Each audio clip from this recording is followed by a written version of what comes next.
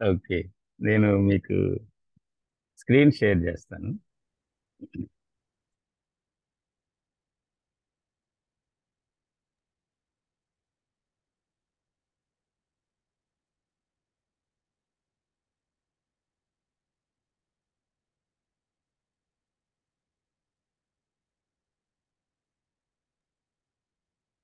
Co-host ఇచ్చాను మీకు.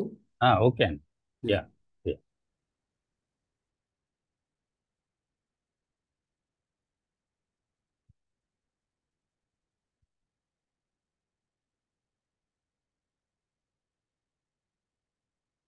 Yeah. మీకు అందరికి కనిపిస్తుంది కదా స్క్రీన్? ఓకే. కనిపిస్తుంది, కనిపిస్తుంది. రైట్. ఈ పాట పాడుకున్న తర్వాత మనము మన యొక్క టాక్ లోనికి వెళ్దాము. ఓకే. మీకు అందరికీ తెలిసినటువంటి పాట ఇది. ఇది జక్కి దేవరాజు గారు రాసినటువంటి పాట. చాలా కాలం క్రితం రాసినటువంటి పాట ఇది. ఆ దీన్ని మనము ఈ యొక్క అంటే మన యొక్క టాక్ కి సంబంధించినటువంటి అర్థం దీంట్లో మనకు అనిపిస్తుంటది కాబట్టి అందుకనే ఈ పాట పాడాలని ఆశపడుతూ ఉంటున్నాను. నశించు ఆత్మలెన్నో నా చింతనే ఉండగా, నా ప్రభువా నాకిమ్మయా నీ హృదయ భారంబును. నశించు ఆత్మలెన్నో నా చింతనే ఉండగా, నా ప్రభువా నాకిమ్మయా నీ హృదయ భారంబును. నశించు ఆత్మలెన్నో పాపంబుతో పెనగినా,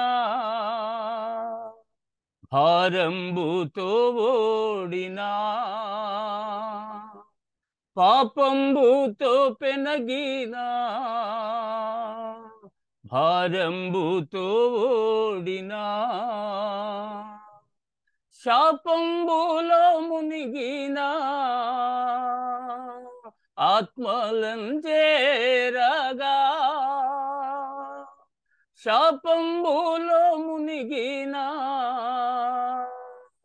ఆత్మలంజేరగా, నా ప్రభువా నీ కొరకే ప్రేమించి వారిని నడిపింతును. నా ప్రభువా నీ కొరకే ప్రేమించి వారిని నడిపింతును. నశించు ఆత్మలెన్నో నా చింతనే ఉండగా, నా ప్రభువా నాకిమ్మయా నీ హృదయ భారంబును. నశించు ఆత్మలెన్నో నీ ఆత్మ నన్ను నింపగా,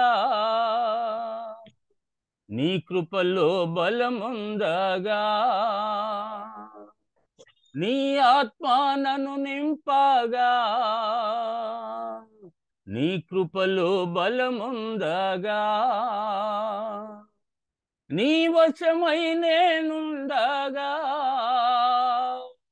నాయందే నీ ఉండగా, నీ వశమై నేనుండగా, నాయందే నీ ఉండగా,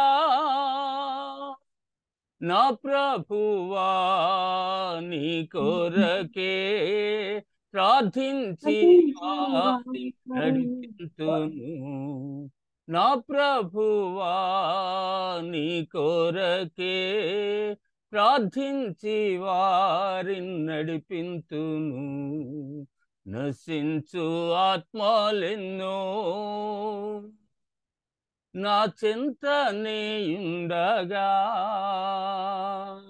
నా ప్రభువా నాకిమ్మయా నీ హృదయ భారంబును నశించు ఆత్మాలెన్నో కోతెంతో విస్తారము పనివారు బహు కొంచెము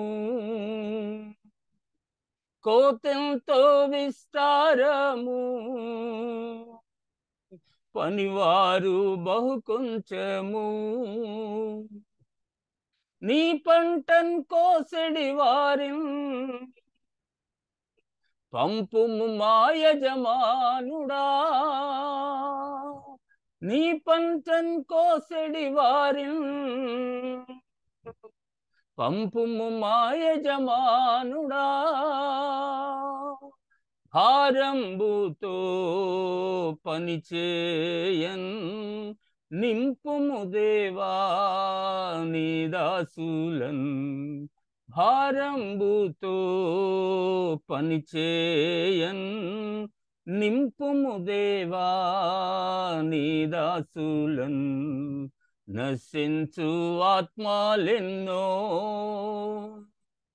నా చింతనేయుండగా నా ప్రభువా నాకిమ్మయా నీ హృదయ భారంబును నశించు ఆత్మాలెన్నో. Thank you. రైట్.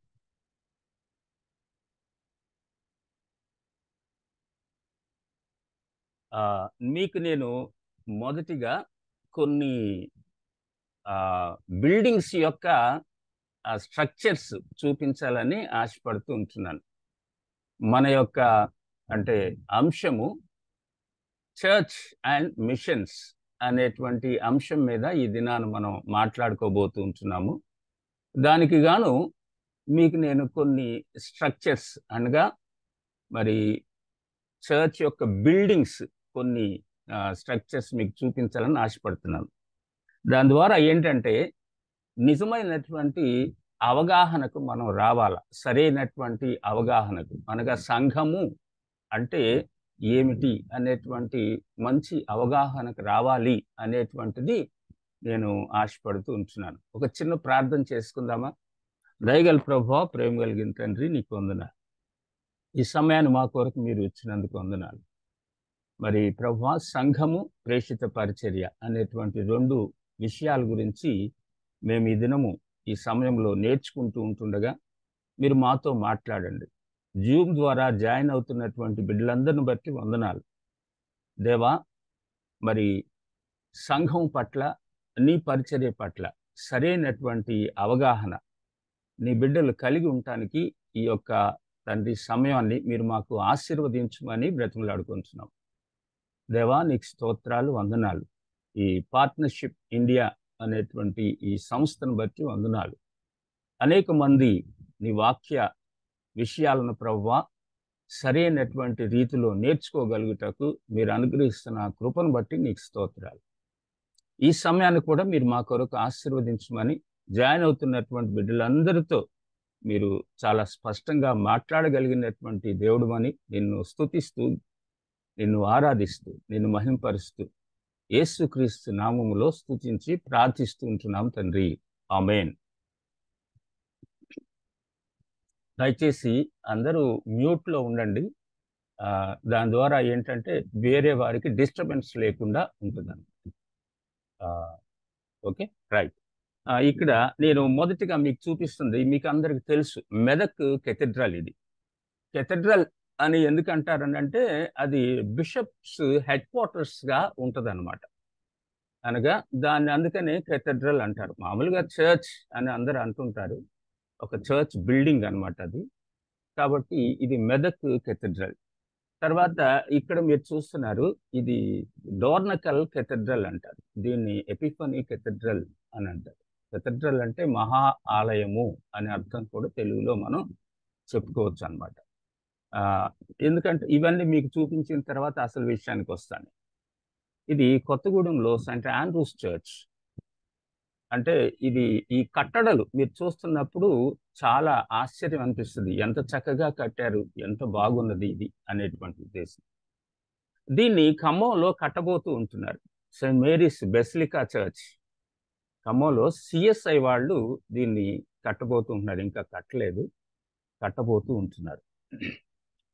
ఇది మీకు అందరికీ తెలుసు, తమిళనాడులో వెలంకిని అనేటువంటి ఈ యొక్క మరి బిల్డింగ్ గురించి మీకు తెలుసు, నాగపట్నంలో ఉంటున్నటువంటిది అనమాట. ఇది 16వ శతాబ్దంలో కట్టబడినటువంటి, ఇది నాగాలాండ్లో ఉంటున్నటువంటి ఇంకొక బ్యాప్టిస్ట్ చర్చ్ అన్నమాట.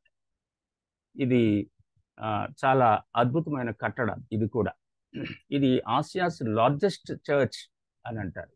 ఈ మధ్య కాలంలో వరంగల్లో కూడా ఒక చర్చ్ కట్టారు. అది కూడా చాలా మంది ఏమని చెప్తున్నారంటే ఇది ఆసియాలోకి చాలా పెద్ద సంఘం, దీనికన్నా పెద్దది అని అంటారు అనమాట. ఇది వాస్తవానికి ఇప్పుడు మనం చూసినటువంటి ఆ చర్చ్ యొక్క లోపలి భాగం అన్నమాట. ఈ విధంగా కట్టారు వాళ్ళు. ఇక్కడ మీకు నేను ఇంకొక చర్చ్ చూపిస్తా ఉన్నా. ఇది సర్వెంట్ చర్చ్, తూలుగొండ, చింతూరు మండలంలో ఉంటుంది, ఈస్ట్ గోదావరి డిస్ట్రిక్ట్. ఇక్కడ అంటే ఇది వాస్తవానికి నాకు ఒక మిషనరీ ఆర్గనైజేషన్ ఉంది, దాని యొక్క సంఘం అన్నమాట ఇది. ఆ ఆర్గనైజేషన్ ద్వారా కట్టినటువంటి సంఘం తూలుగొండలో ఉంటుంది. ఇది ఈస్ట్ గోదావరి డిస్ట్రిక్ట్, ఆంధ్రప్రదేశ్లో. అంటే అంతకుముందు చింతూరు ఈ యొక్క అంటే ఖమ్మం డిస్ట్రిక్ట్లో ఉన్నటువంటి దాదాపు 7 మండలాలు ఆంధ్రాలోనికి వెళ్ళిపోయినాయి. అంతకుముందు ఖమ్మం డిస్ట్రిక్ట్లో ఉండేవి. అక్కడ నేను మరి దేవుని సువార్త ప్రకటించడం ద్వారా కట్టినటువంటి సంఘం. ఇక్కడ మనం చూస్తూ ఉంటున్నాం, ఇక్కడ వ్యక్తులను చూస్తున్నాము, బిల్డింగ్ని కూడా చూస్తూ ఉంటున్నాం మనం. నేను అందుకనే ఇక్కడ ఒక ప్రశ్న వేస్తున్నాను ముందుగా. Which is called church? దేన్ని మనము సంఘము అంటున్నాం? ఇప్పుడు వరకు మనం చూసినటువంటి బిల్డింగ్స్ని సంఘం అంటున్నామా? చర్చ్ అని ఇంగ్లీష్లో మనం ఉపయోగిస్తూ ఉంటాం. తెలుగులో కూడా సంఘం అనం, మనం ఎక్కువ భాగం చర్చ్ అని అంటుంటాం అన్నమాట. చర్చ్కి వెళ్తున్నాము అని అంటారు. చర్చ్కి వెళ్తున్నాము అని అంటున్నప్పుడు సంఘంకి వెళ్తున్నాము అని తెలుగులో ఎవరు చెప్పరు, చర్చికి వెళ్తున్నాము అంటారు అనమాట. ఇక్కడ మనం అర్థం చేసుకోవాలి ఇప్పుడు. Which is called church? Church అంటే ఏమిటి మరి ఇక్కడ? ఇది నేను అందుకని ఇక్కడ ఇంకో ప్రశ్న వేస్తున్నాను. Building or believers? ఎవరిని మనము అనగా దేనిని సంఘం అంటున్నాం? బిల్డింగ్ని సంఘము అని అన్నట్లయితే పొరపాటు పడుతున్నట్టు లెక్క. బిలీవర్స్ ఇక్కడ అనగా యేసుక్రీస్తు యొక్క రక్తములో కడగబడినటువంటి జనాంగము సంఘముగా పిలువబడినది అనేటువంటిది వాక్య ప్రకారం మనకి చక్కగా అర్థమవుతున్నటువంటి విషయం అన్నమాట. బిల్డింగ్ ఎందుకు మరి అని అంటే, ఆ బిలీవర్స్ ఎవరైతే యేసుక్రీస్తుని రక్షకుని అంగీకరించి ఆయన కొరకు జీవించాలని తాపత్రయం కలిగినటువంటి వారందరూ కూడా ఒక చోట చేరి వాళ్ళు దేవుణ్ణి ఆరాధించటానికి ఒక కట్టడం కావాలి కాబట్టి ఈ కట్టడాలు వచ్చినాయి అన్నమాట. అనగా వాళ్ళందరికీ కూడా ఒక షెల్టర్ ఉండాలి, అందరు కలిసి దేవుణ్ణి ఆరాధించటానికి. ఆ ఊరిలో, ఆ ప్రాంతంలో ఉంటున్నటువంటి బిలీవర్స్ అందరు కూడా ఒక చోట చేరి దేవుణ్ణి ఆరాధించటం. కాబట్టి ఇక్కడ బిల్డింగ్స్కి ప్రాధాన్యత లేదు. నువ్వెంత పెద్ద కట్టడమైనా, ఎంత అద్భుతమైనటువంటి కట్టడమైనా నువ్వు కట్టుకోవచ్చు, కొన్ని కోట్ల రూపాయలు ధారపోసి కట్టుకోవచ్చు, కానీ దానికి కాదు ప్రాధాన్యత. దానిలో ఆరాధించడానికి వచ్చినటువంటి బిలీవర్స్కి ప్రాధాన్యత. అంటే వాళ్ళు ఏ విధంగా దేవుణ్ణి ఆరాధిస్తున్నారు అనేటువంటిదే ప్రాముఖ్యమైన అంశం ఇక్కడ. అనగా చర్చ్ అని అంటంతోనే సంఘము అని అంటున్నప్పుడు it's not the building, it's believers అనేటువంటిది ఖచ్చితంగా మనకందరికి అవగాహనలోనికి రావాలి. అందుకనే ఇక్కడ మీకు ఇంకొద్దిగా వివరణాత్మకంగా వెళ్ళాలని ఆశపడుతూ ఉంటున్నాను. చర్చ్ అనేది, చర్చ్ ఈజ్ ఎ ఫ్యామిలీ. సంఘము అనేది ఒక కుటుంబము. ఇది వాక్యానుసారంగా మనం ఆలోచిస్తున్నటువంటి విధానం అన్నమాట. మొదటిగా మనం చూస్తే ఒక 4 వ్యక్తులు అనగా భార్యాభర్తలు 2, వారి పిల్లలు, వారు ఒక సంఘంగా చూస్తాం మనం. అదేవిధంగా ఒక 5 members family, it's a church. అదేవిధంగా 6 members family, it's a church. ఈ ఫ్యామిలీస్ అన్ని కలిసి ఒక 10 ఫ్యామిలీస్ అయినాయి అనుకోండి, ఇట్స్ ఎ చర్చ్. అది కూడా ఒక సంఘముగా పిలువబడుతూ ఉంటుంది. వారందరూ కలిసి ఒక చోట చేరి దేవుణ్ణి ఆరాధించటానికి, సహవాసం కలిగి ఉండటానికి, సారీ,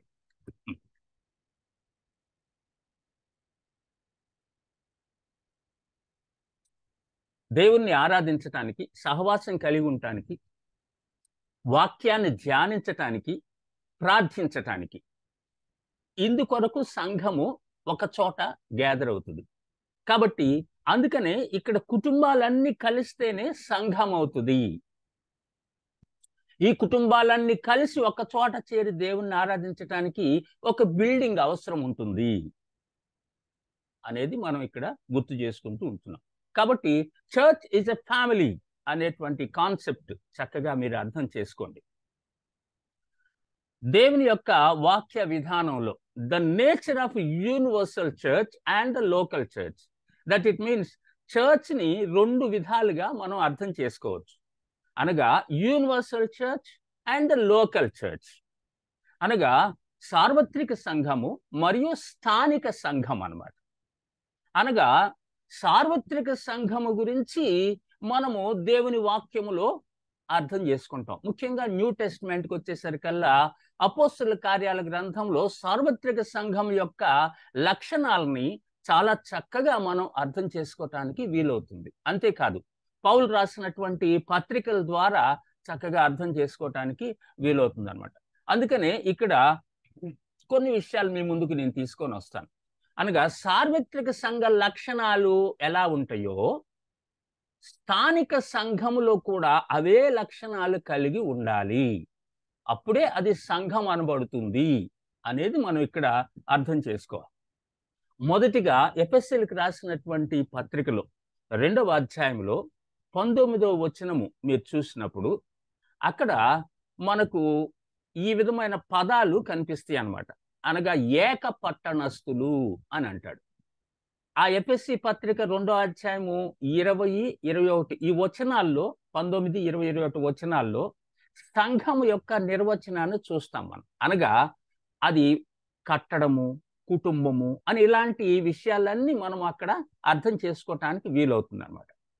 ఇక్కడ ఒక పదాన్ని ఉపయోగించారు, అంటే it is a common wealth అన్నారు. ఇది ఎక్కడిది అని అంటే అపోస్తలుల కార్యాల గ్రంథంలో 4వ అధ్యాయం 33వ వచనంలో చూస్తాం. వాస్తవానికి మనం అక్కడ గమనిస్తూ ఉంటున్నప్పుడు అపోస్తలుల కార్యాల గ్రంథము 4వ అధ్యాయంలో మీరు చూస్తున్నప్పుడు బైబిల్స్ దగ్గర ఉన్నటువంటి వాళ్ళు దయచేసి దాన్ని మీరు తెరిచి ఆ వాక్య భాగాలను చూడాలని నేను మనవి చేస్తూ ఉంటున్నాను. అక్కడ మీరు చూసినట్లయితే 32వ వచనం నుంచి నేను చదువుతున్నాను. విశ్వసించిన వారందరూ ఏక హృదయమును ఏకాత్మయు గలవారై ఉండిరి, ఎవడును తనకు కలిగిన వాటిలో ఏదియు తనదని అనుకొనలేదు, వారికి కలిగినదంతయు వారికి సమిష్టిగా ఉండెను. ఈ అర్థాన్ని బట్టి it is a common wealth అనేటువంటి అర్థాన్ని ఇక్కడ మనం తీసుకున్నట్టు గమనించవచ్చు అన్నమాట. అయితే ఎఫెసీ పత్రికలో ఏక పట్టణస్థులని, ఇక్కడేమో అందరూ కలిసి ఒకే చోట ఉన్నారు, అందరూ ఒక కుటుంబముగా కనిపిస్తున్నారు అన్నటువంటి అర్థాన్ని ఇక్కడ మనం చూస్తాం. అందుకని ఇక్కడ ఏమంటారంటే తమకు కలిగినదంతయు సమిష్టిగా ఉంచుకున్నారనమాట. అనగా అక్కడ మనం గమనిస్తూ ఉంటున్నట్లయితే తమకు కలిగినదంతయు సమిష్టిగా ఉంచుకున్నారు అని అంటున్నప్పుడు మనం కింద చదివితే ఎలా అది అనేది అర్థమవుద్ది మనకి. చూడండి అక్కడ 14వ వచనంలో అన్నమాట, భూములైనను ఇండ్లైనను కలిగిన వారందరూ వాటిని అమ్మిన వాటి వెల తెచ్చి అపోస్తలుల పాదముల యొద్ద పెట్టుచూ వచ్చింది. వాళ్ళు తీసుకొని వచ్చి అపోస్తలులకు ఇస్తూ వచ్చారనమాట. తర్వాత ప్రతివానికి వాని అక్కర కొలది పంచిపెట్టిరి, వానిలో ఎవరికిని కొదువలేదు. ఇది సంఘము అనగా ఎలా ఉండాలి, దాని లక్షణాలు ఏంటి, దాని స్వరూప స్వభావం ఏంటి. ఇక్కడ మొదటిగా చాలా మంది దినాల్లో అపోస్టలిక్ చర్చ్ అని పెట్టుకుంటా ఉన్నారు.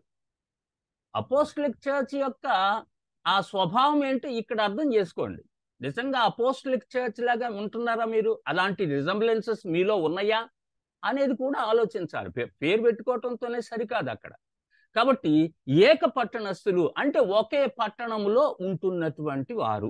ఇది ఎఫెసీ పత్రిక 2వ అధ్యాయం 19వ వచనంలో కూడా చదువుతాం మనం. చూడండి దయచేసి ఎఫెసీ పత్రిక 2వ అధ్యాయం 19వ వచనం. నేను కొద్దిగా స్పీడ్ వెళ్తాను, ఎందుకంటే కొన్ని విషయాలు మీతో ఎక్కువగా మాట్లాడటానికి వీలవుతుంది అనేటువంటి ఉద్దేశంతో అనమాట.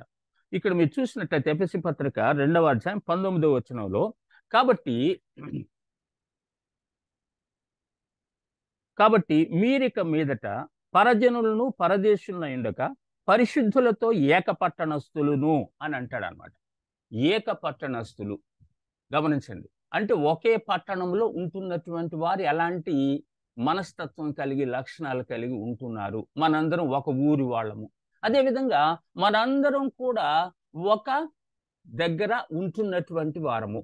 యేసుని అంగీకరించినటువంటి వారందరూ కూడా ఇలాంటి మనస్తత్వంతో ఉంటారు. వాళ్ళలో భేదాభిప్రాయాలు ఉండవు అనేటువంటిది అనమాట. తర్వాత వాళ్ళందరికీ కలిగినదంతా కూడా ధనము అంతా కూడా సమిష్టిగా పెట్టుకుంటారు. అంటే అర్థం ఏంటంటే ఆ సంఘంలో ఉంటున్నటువంటి వారందరికీ కూడా ఏ కొదువ రాకుండా అందరూ షేర్ చేసుకుంటారు అనేటువంటి అర్థాన్ని ఇక్కడ మనం గ్రహించవచ్చు. కొద్ది ముందుకు వెళ్ళిపోతాను. It is a house hold అని చూస్తాం మనం. ఇక్కడే ఇప్పుడు మనం చదువుకున్నాం. ఏమని అంటున్నారు? దేవుని ఇంటివారునై ఉన్నారు అని అంటాడు. దేవుని ఇంటివారునై ఉన్నారు మీరు అంటే దేవుని ఇంటివారు అంటే దేవుని గృహము అని అంటున్న అర్థం ఏంటంటే ఆయన బిడ్డలము మనందరం కూడా, ఒక ఇంటి వారము మనందరం కూడా.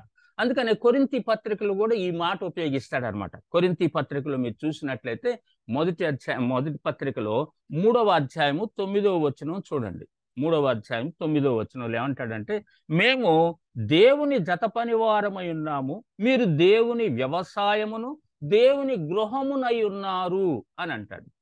కాబట్టి దేవుని గృహము మీరు అనగా సంఘము అనేటువంటిది దేవుని గృహము, దేవుని ఇల్లు అనగా ఆ గృహములో ఆయన నివసిస్తాడు.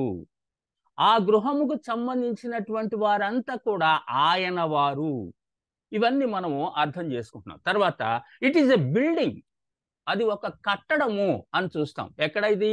2వ అధ్యాయం, ఇందాక ఎఫెసీ పత్రిక 2వ అధ్యాయం 20వ వచనంలో మీరు చూసినప్పుడు అక్కడ క్రీస్తు యేసే ముఖ్యమైన మూలరాయి అయి ఉండగా అపోస్తలులను ప్రవక్తలను వేసిన పునాది మీద మీరు కట్టబడి ఉన్నారు. ప్రతి కట్టడము అని అంటాడు నెక్స్ట్ వర్స్లో. అనగా అపోస్తలులు వేసినటువంటి పునాది మీద మీరు కట్టబడి ఉన్నారు. ఏమిటి వాళ్ళు వేసినటువంటి పునాది అంటే? మన కట్టడము అని అంటున్నప్పుడు మనం ఏం చూస్తున్నామంటే ఇదిగో ఇలాంటి బిల్డింగ్స్ ని చూస్తున్నాం మనం. ఇక్కడ కనిపిస్తున్నటువంటి ఇలాంటి బిల్డింగ్స్ ని చూస్తాం మనం. కాదు, బిల్డింగ్ గురించి కాదు అక్కడ మాట్లాడుతుంది.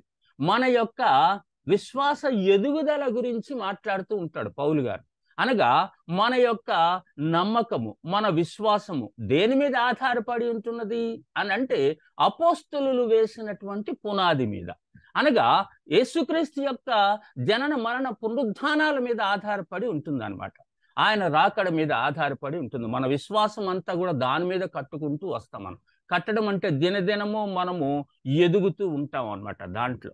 కాబట్టి ఇట్ ఈస్ ఎ బిల్డింగ్ అనేటువంటి అర్థాన్ని అక్కడ అందుకొరకు ఇచ్చారు అనేటువంటిది అర్థం చేసుకోవాలి. అంతేగాని కట్టడం అని అంటంతోనే ఓ పెద్ద అందమైనటువంటి పెద్ద బిల్డింగ్ కట్టేసి నగిషీలు చెక్కేసి ఇది సంఘము అని దాన్ని పూజించటానికి కాదు, ఆ కట్టడాన్ని పూజించటానికి కాదు. దేవుడు మనకు కట్టడము అనేటువంటి విషయాన్ని పౌలు ద్వారా తెలియజేస్తుంది.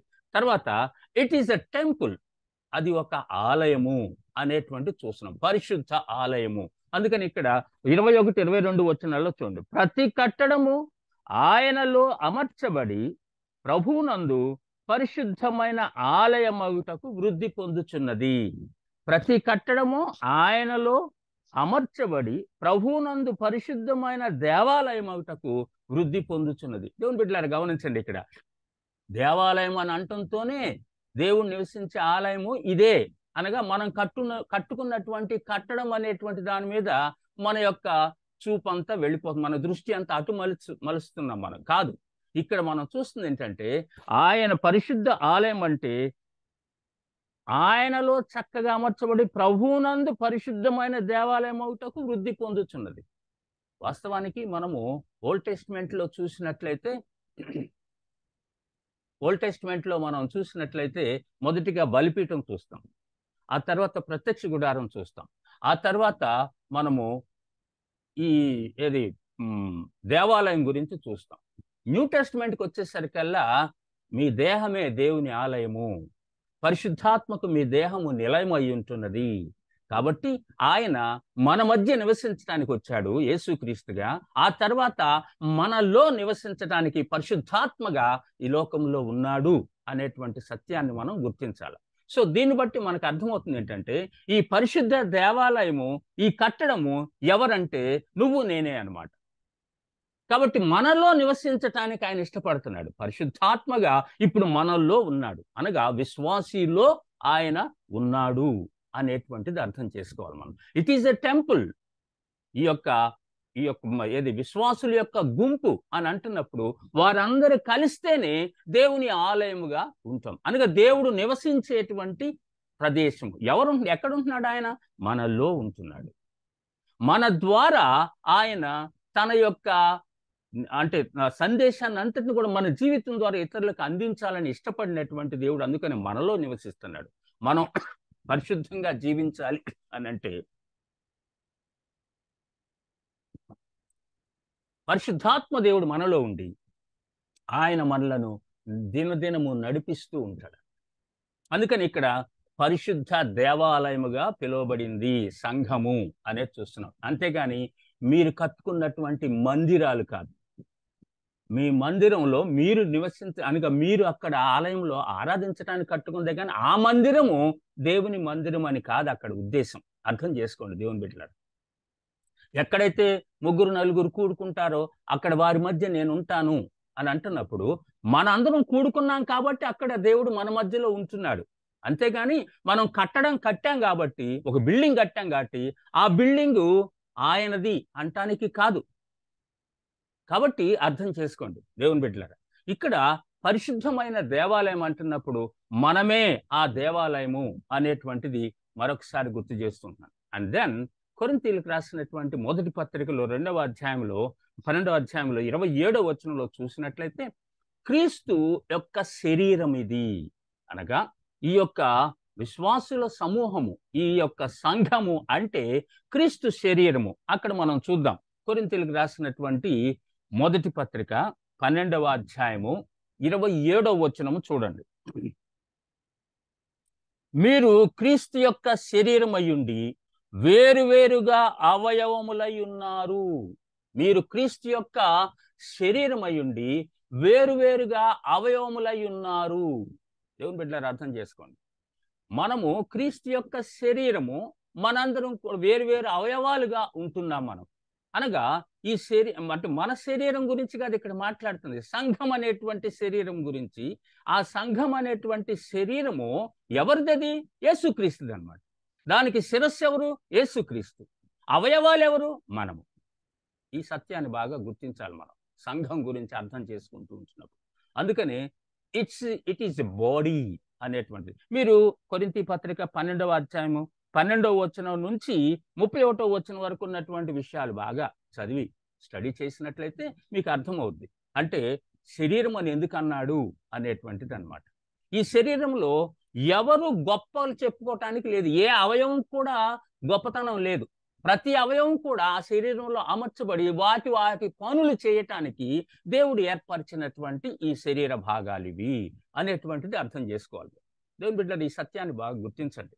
లేకపోతే మనం సంఘంలో వివిధ రకాలైనటువంటి అర్థాలతో మనముగా సంఘానికి దూరం అయిపోయే ప్రమాదం ఉంటున్నది అన్నమాట. అందుకని ఇట్ ఈజ్ ఎ బాడీ. క్రీస్తు యొక్క శరీరం ఇది. ఈ శరీరములో మన అవయవాలుగా ఉంటున్నాము. ఈ అవయవాలకు అన్నిటికి కూడా ఏదో ఒక పని ఉంటున్నది. ఏ అవయవం కూడా ఒక చోట ఉండి నాకేం పని లేదు అనుకోవటానికి లేదు. ప్రతి అవయవం పని చేస్తేనే ఆ శరీరము అభివృద్ధి అవుతుంది. ఇది మనం అర్థం చేసుకోవాలి. నేను త్వరగా కొద్దిగా వెళ్తున్నా.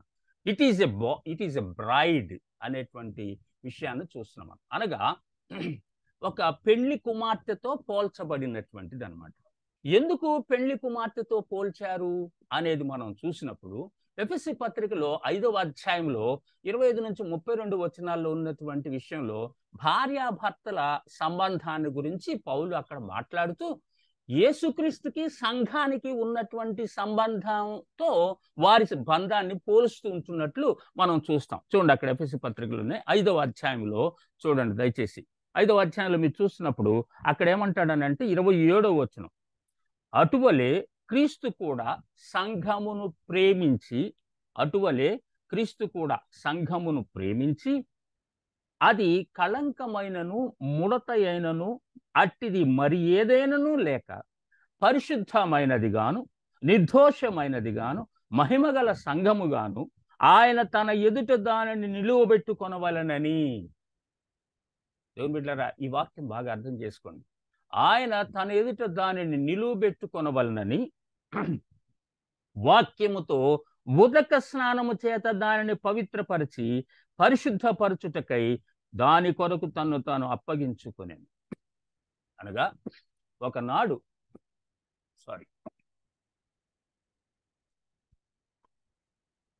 ఈ విశ్వాసుల సమూహము ఒకనాడు దేవుని ఎదుట నిలబడవలసినటువంటి సమయం ఉంటున్నది.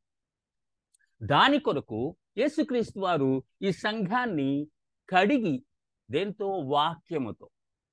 అనగా ఇక్కడ వాక్యముతో ఉదక స్నానం అన్నాడు. ఉదకం అంటే నీరు, అంటే వాక్యముతో పరిశుభ్రపరిచాడు మనల్ని, వాక్యముతో కడిగాడు మన జీవితాలను. అందుకని వాక్యం దగ్గరికి వచ్చినప్పుడు మన నిజ జీవితం ఏంటో మనకు అర్థమవుద్ది. మనలను మనం సరిచేసుకోవటానికి ఈ వాక్య ధ్యానము అవసరం అన్నమాట. అందుకని ఇక్కడ యేసుప్రభు వారు వాక్యంతో మనల్ని కడిగి పరిశుద్ధపరిచి పవిత్రపరిచి ఒకనాడు దేవుని ఎదుట నిలబెట్టడం కొరకు మనల్ని సిద్ధపరుస్తూ ఉన్నాడు. ఆయన తన యొక్క రక్తాన్ని మన కొరకు చిందించాడు శిలువలో.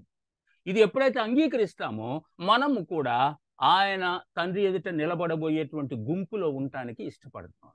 దేవుని బిడ్డలు అర్థం చేసుకోండి. అందుకని ఇక్కడ పెళ్లి కుమార్తె అనగా పెళ్లి కుమార్తెను పెళ్లి కుమారుని కొరకు ఎలా సిద్ధపరుస్తారు అనేటువంటిది ఇక్కడ పోలుస్తూ ఉంటున్నట్లు మనం చూస్తున్నాం అన్నమాట. అనగా ఆ దినాన తండ్రి ఎదుట నిలబడబోతూ ఉంటున్నాము. ఆ దినాన కుమారుణ్ణి మనం ఎదుర్కోబోతూ ఉంటున్నాము. సంఘము అంటే ఈ సంఘము కుమారుడైన పెళ్లి కుమారుడైనటువంటి యేసుక్రీస్తుని ఎదుర్కోవటానికి సిద్ధపడవలసి, ఇది సిద్ధపడేటువంటి సమయం అన్నమాట. ఈ దినాలన్నీ కూడా అనగా ఆయన రాకడ వరకు సిద్ధపడుతూ ఉంటది ఈ సంఘం. అందుకని ముందుగానే ఆయన మనల్ని తన రక్తంలో కడిగి పవిత్రపరిచి తన వాక్యం ద్వారా పవిత్రపరిచి ఆయనలో ఉండటానికి అవకాశం ఇచ్చాడు. మనకి దేవుని బిడ్డలు అర్థం చేసుకోండి. కాబట్టి పెళ్లి కుమార్తె ఎలా సిద్ధపడుద్దో కళంకము లేకుండా ఇక్కడ అందుకని ఈ మాటలు ఉపయోగించాడు అనమాట. ఏమంటాడు? పరిశుద్ధమైన కళంకమైనను ముడత అయినను అట్టిది మరి ఏదైనాను లేక. పెళ్లి కుమార్తె సిద్ధపడేటప్పుడు తనలో కళంకము కానీ మరి ఏదైనా కానీ తేడాలు ఉంటున్నట్లయితే వారు అంగీకరించరు, పెళ్లి కుమారుడు అంగీకరించడు. కాబట్టి ఆ విధంగా అలాగే సంఘాన్ని దేవుడు సిద్ధపరుస్తున్నాడు. ఇది మనం ఇక్కడ అందుకని పెళ్లి కుమార్తెతో పోల్చబడ్డారు, సంఘము పెళ్లి కుమార్తెతో పోల్చారు అనేటువంటిది నేను సింపుల్గా మీకు చెప్తున్నటువంటి. తర్వాత ఇట్ ఈస్ ఎ ఫ్లాక్, ఇది ఒక మంద, దేవుని మంద అన్నమాట. అనగా మంద అని అంటే మనం చూస్తూ ఉంటాం, గొర్రెల మంద ఉన్నది, పశువుల మంద ఉంది, ఏదైనా కానీ అనగా ఒక కాపరి ఉంటాడు దానికి. చూస్తున్నారా? కాబట్టి అందుకని పేతురు పత్రికలో పేతురు రాస్తాడు ఈ మాట. చూడండి, పేతురు పత్రికలో మొదటి పత్రిక 5వ అధ్యాయము 2వ వచనం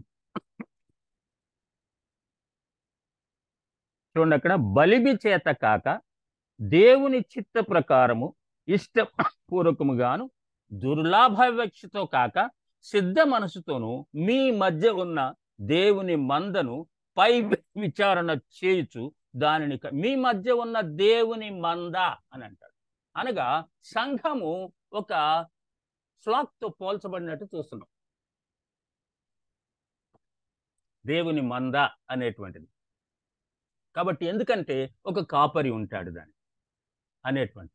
గమనించండి, ఇక్కడ ఇందాక మనము శరీరము అవయవాలు అనేది అర్థం చేసుకుంటే ఇక్కడ మనం ఎక్కువగా ఈ దినాల్లో ఒక సంఘ కాపరిని మనం ఏం చేస్తున్నామని అంటే గొప్ప దైవజనుడు అనేటువంటి కొత్త కొత్త పేర్లన్నీ మనం పెట్టేసి వాళ్ళ నెత్తి మీద ఎక్కించుకొని పూజించేటువంటి పరిస్థితి వచ్చేసింది అనమాట సంఘాల్లో.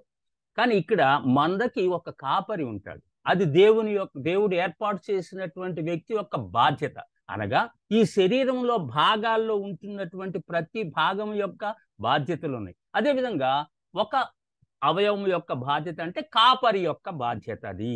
ఇది అర్థం చేసుకోవాలి. ఇది అంతటా కూడా అదే విధమైనటువంటి విషయాన్ని మనము ఆయా వాక్య భాగాల్లో తెలుసుకుంటూ ఉంటాం మనం. అందుకని ఇక్కడ ఆ మంద యొక్క బాధ్యత ఒక కాపరికి అప్పగించాడు అనేటువంటిది ఇక్కడ తెలుసుకోవాలి. తర్వాత ఇట్ ఈస్ ఎ ఫీల్డ్, ఒక వ్యవసాయంతో పోల్చాడు అన్నమాట.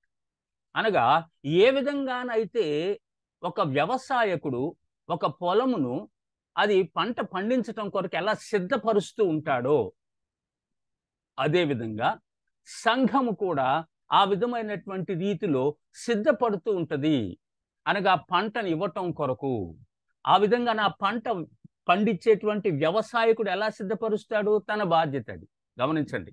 కాబట్టి విశ్వాసులైనటువంటి వారిని సరైనటువంటి ఫలములు ఇచ్చేటువంటి వారుగా ఆ వ్యవసాయకుడు పని చేయవలసి ఉంటుందన్నమాట. అందుకనే ఇక్కడ సంఘాన్ని కూడా ఒక వ్యవసాయంతో పోల్చినట్టు అర్థం చేసుకుంటూ ఉంటున్నాం. కాబట్టి ఈ లక్షణాలు మనము తెలుసుకుంటూ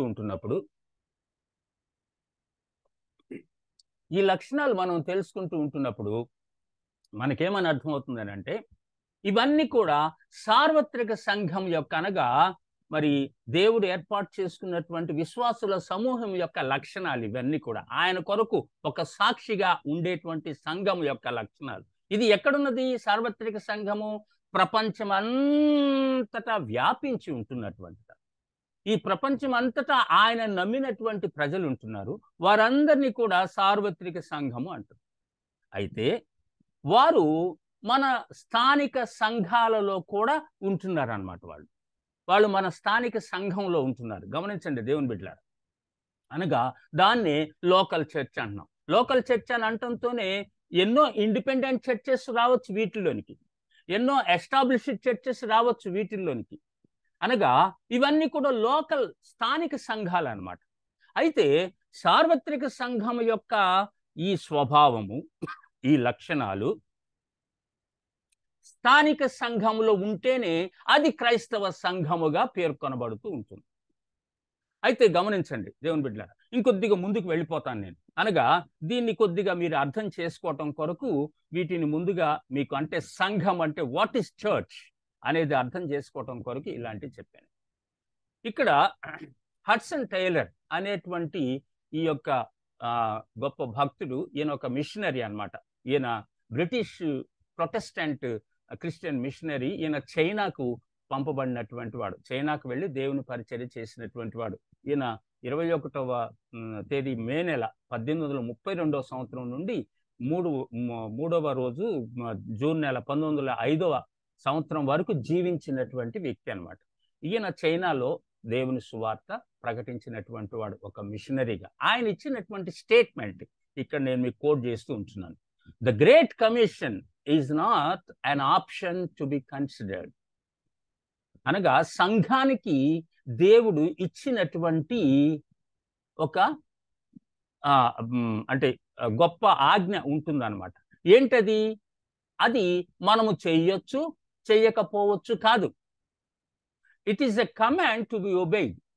అది ఖచ్చితంగా మనము అనుసరించాల్సింది.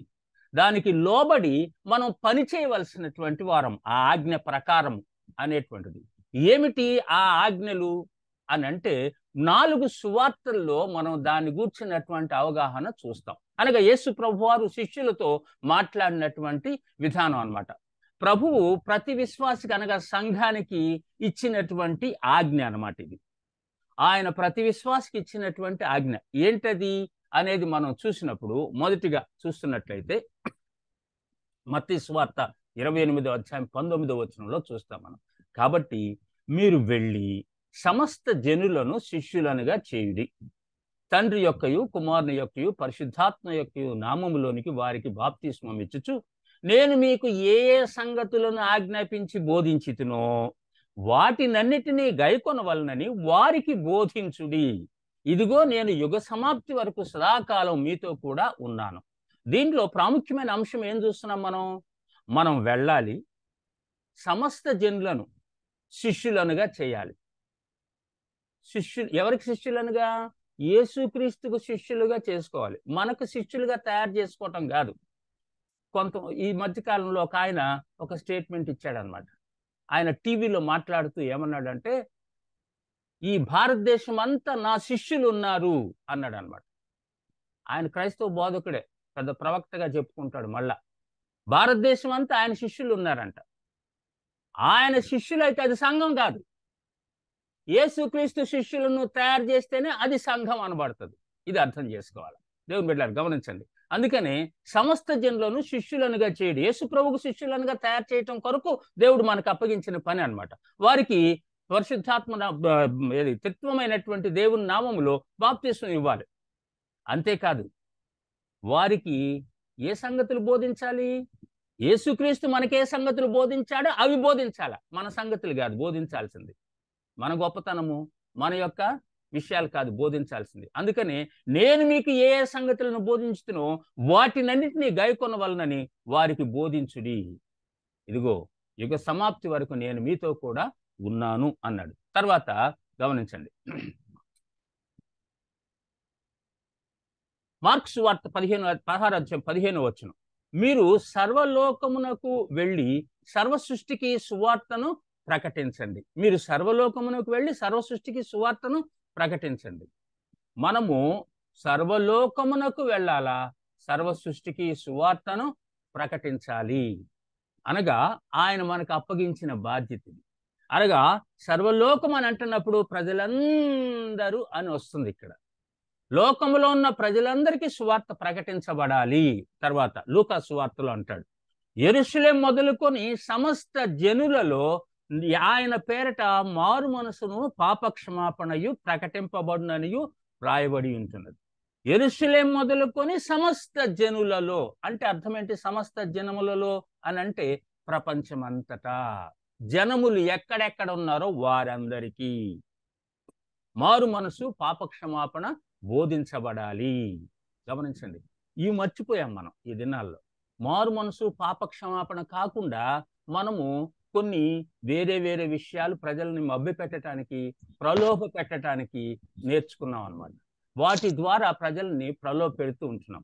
ఎవరో అన్మ్యూట్ చేసుకున్నారు, వాళ్ళు మ్యూట్లో పెట్టుకోండి, మీ శబ్దాలు వినపడతా ఉన్నాయి. తర్వాత యోహాను సువార్తలో ఏమన్నాడు? తండ్రి నన్ను పంపినట్లు నేనును మిమ్మును పంపుచున్నాను. తండ్రి నన్ను పంపినట్లు నేనును మిమ్మును పంపుచున్నాను. శిష్యులతో మాట్లాడుతున్నాడు యేసు ప్రభువారు చివరి దినాల్లో. అనగా ఆయన ఆరోహణమై లేచిన తర్వాత మాట్లాడుతున్నటువంటి విషయాలుగా చూస్తాం. అంటే తండ్రి నన్ను పంపినట్లు నేను మిమ్మును పంపుచున్నాను. గమనించండి. అనగా ఎందుకు పంపుతున్నాడు అంటే ఆయన ఎందుకు వచ్చాడో ముందు చెప్పాడు. మనం చూస్తాం, మార్కు సువార్తలో చూస్తాము, తర్వాత మత్తయి సువార్త, లూకా సువార్తలో కూడా ఎందుకు వచ్చాడో చెప్పాడు అక్కడ. కాబట్టి అందుకొరకు నేను మిమ్మల్ని ఏర్పాటు చేసుకున్నాను. మీరు మార్కు సువార్త 3వ అధ్యాయంలో చూస్తే ఆయన సువార్త ప్రకటించుటకు, వారిని పంపుటకు ఆయన 12 మందిని ఏర్పాటు చేసుకున్నాను అనే మాట చూస్తాం. 3వ అధ్యాయం 14 సువార్త ప్రకటించుటకు, అందుకొరకు వారిని పంపటానికి. అయితే గమనించండి, అందుకని ఇక్కడ ఏమంటున్నాడంటే అందుకొరకు తండ్రి నన్ను పంపినట్లు నేను మిమ్మును పంపుచున్నాను. ఇది ప్రతి విశ్వాసికి దేవుడిచ్చేటువంటి సువార్త విషయంలో ఆయన ఆజ్ఞ అన్నమాట. అనగా ప్రతి విశ్వాసి అంటే ఎక్కడున్నాడు? సంఘములో ఉన్నాడు. అనగా స్థానిక సంఘములో ఉంటున్నారు. అనగా సంఘమంతటికి దేవుడిచ్చినటువంటి ఆజ్ఞగా ఇది మనం చూస్తూ ఉంటున్నాం అన్నమాట. దేవుని బిడ్డలారా అర్థం చేసుకోండి. అందుకనే ఈ 4 విషయాలు, అనగా 4 సువార్తల్లో చెప్పబడిన విషయాలు మనం అర్థం చేసుకున్నట్లయితే సంఘం యొక్క అంతిమ కర్తవ్యం ఏంటి అనేది మనకు అర్థమవుద్ది. What is the supreme task of the church? సంఘం యొక్క అంతిమ కర్తవ్యం, అంతిమ గురి ఏంటంటే సువార్త ప్రకటన అనేది ఇక్కడ మనకి అర్థమవుతూ ఉంటుంది. దేవుని బిడ్డలారా అర్థం చేసుకోండి. సంఘమును ఎందుకు ఏర్పాటు చేసుకున్నాడు ఆయన? ఎందుకు తన రక్తాన్ని ఇచ్చి కొనుక్కున్నాడు ఆయన? ఎందుకు అది కళంకంగాను, ముడతయను, మచ్చయను ఏది లేకుండా ఆయన తండ్రి ఎదుట దాన్ని నిలవబెట్టడం కొరకు వాక్యంతో తనని శుభ్రపరిచాడు అని ఇవన్నీ ఆలోచించినప్పుడు మరలా అదే సంఘము ఆయనను గూర్చినటువంటి సువార్త అనగా మారు మనసు, పాప క్షమాపణను గురించి, దేని వలన మారు మనసు వస్తుంది, దేని వలన పాప క్షమాపణ దొరుకుద్ది అనేటువంటి విషయాన్ని గురించి మనము ఇక్కడ అర్థం చేసుకుంటున్నాం అన్నమాట. గమనించండి, సువార్త ప్రకటించబడాలి అనేటువంటి చూస్తున్నాం. ఎవరి ద్వారా? సంఘము ద్వారా, ఉన్నటువంటి స్థానిక సంఘాల ద్వారా. సువార్త ప్రకటన కొరకే సంఘాన్ని దేవుడు ఏర్పాటు చేసుకున్నాడు. గమనించండి దేవుని బిడ్డలారా. ఇంకొద్దిగా వివరణాత్మకంగా వెళ్ళగలను, కానీ కొంత మీకు ఒక ఐడియా కొరకు దీన్ని నేను మీకు తెలియజేస్తూ ఉంటున్నాను. అందుకనే ఎక్కడెక్కడ ప్రకటించబడాలి, సువార్త ప్రకటించబడాలి, ఎక్కడెక్కడ ప్రకటించబడాలి, ఏ ఏ ప్రదేశాలు అని అంటున్నప్పుడు ఇక్కడ నేను మీకు ఇంకొక వాక్య భాగాన్ని చూపిస్తూ ఉంటున్నాను. అపోస్తుల కార్యాలు 1వ అధ్యాయము 8వ వచనం మీరు చూసినట్లయితే, పరిశుద్ధాత్మ మీ మీదికి వచ్చినప్పుడు మీరు శక్తి నొందెదరు గనుక మీరు యెరూషలేములోను యూదయ సమరయ దేశములయందంతటా బూదిగంతముల వరకు నాకు సాక్షులై ఎందురు. దేవుని బిడ్డలారా, అర్థం చేసుకోండి. ఇది యేసుప్రభువారు ఆరోహణం అయ్యేటప్పుడు తన శిష్యులతో ఆయన చెప్పిన మాటలు ఇవి. మీరు ఇక్కడ వెయిట్ చేయండి, పరిశుద్ధాత్మ కొరకు మీరు వెయిట్ చేయండి. పరిశుద్ధాత్మ మీ మీదకి వచ్చినప్పుడు మీరు శక్తిని దేని కొరకు? ఆయనకు సాక్షులుగా ఉండటం కొరకు. ఆయనకు సాక్షులుగా ఉండటం కొరకు మీరు శక్తిని పొందుతారు. ఆయనకు సాక్షులుగా ఉండటం కొరకు మీరు శక్తిని పొందుతారు అనేటువంటిది ఇక్కడ అర్థం చేసుకోవాలి మనం. దేనికి శక్తిని పొందుతామంటే ఆయనకి సాక్షులుగా ఉండటం కొరకు. అంతేకాదు, ఎక్కడెక్కడ సాక్షులుగా ఉంటామంటే యెరూషలేములోను, యూదయలోను, సమరయలోను, బూదిగంతముల వరకు. ఓకే, నాకు సాక్షులయ్యుందురు అంటాడు. ఈ దినాల్లో సాక్షులుగా ఉండటం కంటే సాక్ష్యం చెప్పటం ఎక్కువైపోయింది. లేనిపోని అటువంటి అన్ని కూడా ఇతరులను ప్రలోభ పెట్టేటువంటి మాటలతో, ఇతరులను ప్రలోభ పెట్టే మాటలతో సాక్ష్యం చెప్పటం ఎక్కువైపోయింది. వాక్యానుసారమైన జీవిత విధానం లేకపోయినా కానీ ప్రలోభ పెట్టే వాక్యాలు, ఇతరులను ప్రలోభ పెట్టి వారిని మెస్పరిజం చేసేటువంటి వాక్యాలతో సాక్ష్యం చెప్తూ ఉంటున్నారు. ఇక్కడ సాక్ష్యం చెప్పటం కాదు, సాక్షులుగా ఉండటం నేర్చుకోవాలి మనం. ఇది అర్థం చేసుకోవాలి. దేవుని బిడ్డలారా, గమనించండి. తర్వాత ఇక్కడ అందుకని మీకు నేను కొద్దిగా వివరణాత్మకంగా ఈ వాక్యాన్ని ముందుకు తీసుకొని వెళ్ళాలని ఆశపడుతూ ఉంటున్నాను. మొదటిగా, యెరూషలేములో మీరు నాకు సాక్షులుగా ఉంటారు. ఇది ప్రభు శిష్యులతో చెప్పినటువంటి. యెరూషలేము అని అనగా ఇక్కడ మనం ఉన్నటువంటి ప్రదేశము. అర్థం చేసుకోండి.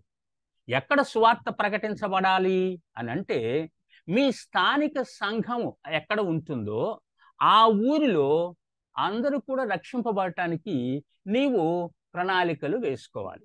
అనగా ఆ ఊరిలో అవిశ్వాసులైనటువంటి వారు ఎక్కడెక్కడ ఉన్నారు, వారందరి కొరకు సంఘముగా మీరేం చేస్తున్నారు? మీరు రక్షింపబడ్డారు, అయితే వాళ్ళ రక్షణ కొరకు మీరే ప్రణాళికలు కలిగి ఉంటున్నారు. మీరు కొంతమంది వీధి సువార్త చేస్తూ ఉంటారన్నమాట. వీధుల్లో సువార్త ప్రకటిస్తారు మీరు, అవును. అయితే మీ ఊరిలో వీధుల్లో సువార్త ప్రకటిస్తున్నారా? మీ ఊరిలో వీధుల్లో సువార్త ప్రకటించకుండా మనము వేరే వేరే ప్రదేశాలు వెళ్ళి అక్కడెక్కడో సువార్త ప్రకటిస్తున్నామా? ముందు ఇక్కడ ప్రకటించండి, నేను కాదంటలేదు. ఇక్కడ ప్రకటిస్తూ వేరే ప్రదేశాల గురించి మీరు ఆలోచిస్తే బాగుంటుంది అన్నమాట. కాబట్టి మనమున్న ప్రదేశంలో ఇంకొక విధంగా చెప్పాలనంటే, ఎవడైనా ఒకడు రక్షింపబడ్డ తర్వాత యెరూషలేము వాని ఇల్లే, వాని కుటుంబమే. అనగా యెరూషలేములో నువ్వు సువార్త ప్రకటించాలి. అనగా నీ కుటుంబానికి, నీ కుటుంబంలో ఉన్నటువంటి రక్త సంబంధులందరికీ కూడా సువార్త ప్రకటించవలసిన వాడుగా ఉంటున్నావు. అంటే వారందరూ రక్షింపబడాలి అనేటువంటి ఆశతో వారికి రక్షణ సువార్తను అందించవలసినటువంటి ఏదో ఒక మాధ్యమంతో, ఏదో ఒక రీతిగా వారికి సువార్త అందేటట్టు చూడవలసిన బాధ్యత నీ మీద ఉంటుంది. అయితే వాళ్ళందరూ రక్షింపబడతారా? అదంతా దేవుడు చూసుకుంటాడు. పరిశుద్ధాత్మ దేవుని యొక్క కార్యం అది, వారి జీవితాలు మారాలి అని అంటే. కాబట్టి మొదటిగా యెరూషలేం అంటే మనమున్న ప్రదేశము, మనమున్నటువంటి ఊరు. గమనించండి. ఆ తర్వాత యోదయ అన్నాడు. యోదయ అంటే నువ్వు ఉన్నటువంటి రాష్ట్రం అన్నమాట. నువ్వు ఉన్నటువంటి రాష్ట్రం. గమనించండి. మనం కొద్దిగా తర్వాత స్లైడ్లోకి వెళ్తే మీకు కొద్దిగా ఒక మ్యాప్ కూడా చూపించి ఇంకొద్దిగా వివరణాత్మకంగా మీకు తెలియచేయాలని ఆశపడుతూ ఉంటున్నాను. గమనించండి. కాబట్టి యోదయ అనగా మనమున్నటువంటి రాష్ట్రం అన్నమాట. ఈ మనమున్న రాష్ట్రం అంతా కూడా సువార్త ప్రకటించబడాలి. దానికి సంఘమే, స్థానిక సంఘమే ప్రణాళికలు రచించాలి. ఏ విధంగా వాళ్ళని రీచ్ అవుతాము, ఎక్కడెక్కడ సువార్త ప్రకటించబడినటువంటి ప్రదేశాలు ఉంటున్నాయి మన రాష్ట్రంలో. చాలా మంది ఏమనుకుంటారంటే మన రాష్ట్రంలో అన్ని ప్రకటించబడదు కాబట్టి పక్క రాష్ట్రాలకు వెళ్దాము అని అనుకుంటూ ఉంటారు.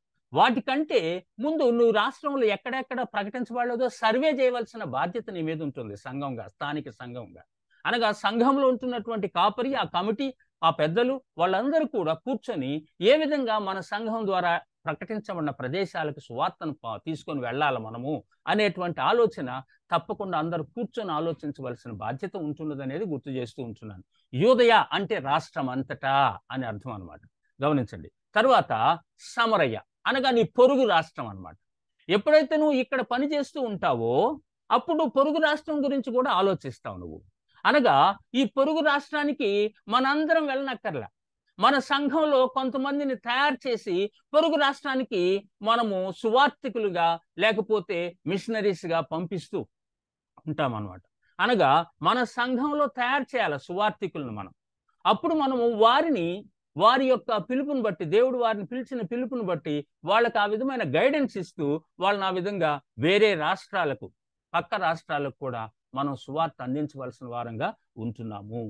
ఆ తర్వాత బూదిగంతముల వరకు అనగా భూమి యొక్క అంచుల మట్టుకు అని అర్థం అన్నమాట. బూదిగంతములు అని అంటే భూమి యొక్క అంచుల మట్టుకు స్థానిక సంఘము తన యొక్క సువార్థికులను తయారు చేసి పంపించవలసిన బాధ్యత ఉంటున్నది.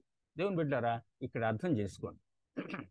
అందుకని యెరూషలేము స్థానిక సంఘం, యోదయ ఆ రాష్ట్రం అంతా ప్రకటించబడేట్టు చూడాలి. తర్వాత సమరయ అనగా పొరుగు రాష్ట్రాలు. దట్ ఇట్ మీన్స్ నీ సంఘం నుంచి నువ్వు సువార్థికులను తయారు చేస్తున్నప్పుడు కేవలము నీ ప్రజల మధ్య ప్రకటించే వారిని మాత్రమే తయారు చేయటం కాదు. ప్రకటించబడని ప్రదేశాలంటే పొరుగు రాష్ట్రాల్లో చాలా ఉన్నాయని నీకు తెలుస్తూ ఉంటుంది. టేక్ ఫర్ ఎగ్జాంపుల్ తెలుగు రాష్ట్రాలు ఉన్నాయి. ఈ తెలుగు రాష్ట్రాల్లో చాలా చోట్ల సువార్త ప్రకటించబడుతూ ఉంటున్నది. వీధిలో ఒక 4 సంఘాలు ఏర్పడినటువంటి దినాల్లో మనం ఉంటున్నాం. ఒక వీధిలోనే 4 సంఘాలు అనగా ఒక్కొక్క కుటుంబం ఒక్కొక్క సంఘంగా ఏర్పడింది. మంచిదే, అది కాదంటలేదు. కానీ దానికంటే ప్రకటించబడినటువంటి ప్రదేశాల్లో అనేక మంది నశించిపోతూ ఉంటున్నారే, వారి గురించి ఆలోచించాలి కదా నువ్వు. అందుకనే ఇక్కడ మనము వేరే రాష్ట్రం గురించి ఆలోచిస్తున్నావు, ఈ రాష్ట్రంలో ప్రకటించబడిన ప్రదేశాల గురించి ఆలోచిస్తున్నావు అని అంటే దట్ ఈజ్ మిషన్ అని అర్థం చేసుకోవాలి. అనగా ప్రకటించబడనటువంటి ప్రాంతాలకు పంపాలి. మిషన్ అనేటువంటి ఆ పదము మిటర్ అనేటువంటి ఒక లాటిన్ వర్డ్ నుంచి వచ్చినటువంటిది అన్నమాట. మిటర్ అనేటువంటి ఒక లాటిన్ వర్డ్ నుంచి వచ్చినటువంటిది మిషన్ అనే పదం. అనగా పంపుట అని అర్థం అన్నమాట. అసలు మిషన్ అంటేనే పంపటం అని అర్థం. ఇది అర్థం చేసుకోవాలి. అసలు మిషన్ అంటేనే పంపటం అన్నమాట. కాబట్టి మిషనరీ ఎవడు? పంపబడిన వాడు. అందుకనే అపోస్టలస్ అనేటువంటి ఒక గ్రీక్ వర్డ్ నుంచి వచ్చినటువంటి మూల పదం అన్నమాట. అనగా అపోస్టలస్ అనే ఆ గ్రీక్ వర్డ్ నుంచి అపోస్తలుడు, పంపబడిన వాడు అనే అర్థం వస్తుంది. దాన్నే మనము మిషనరీ అని అంటున్నాం.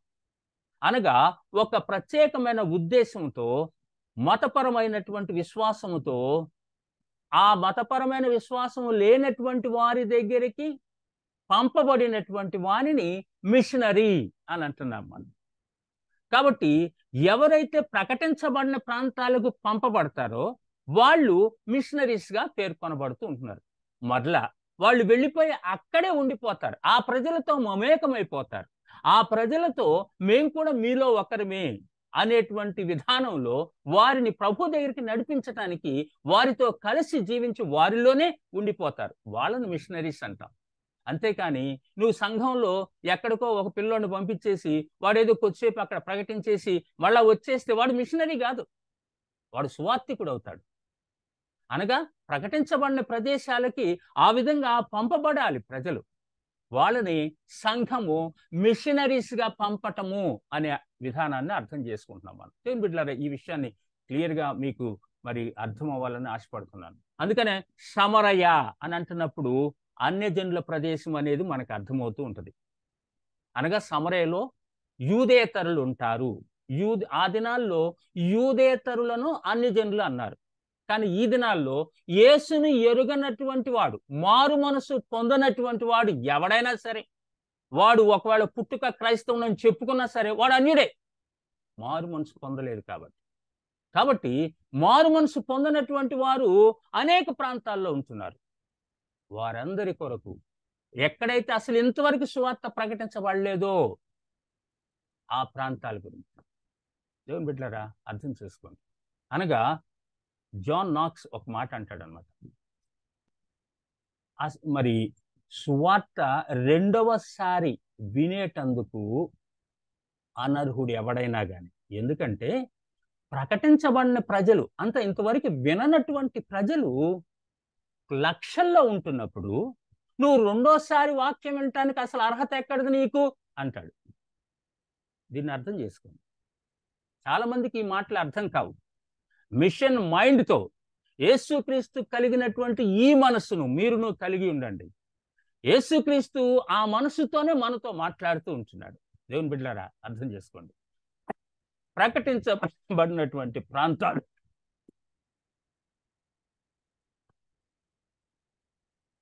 ప్రకటించబడిన ప్రాంతాల గురించి సర్వే చేయవలసినటువంటి బాధ్యత సంఘానిది.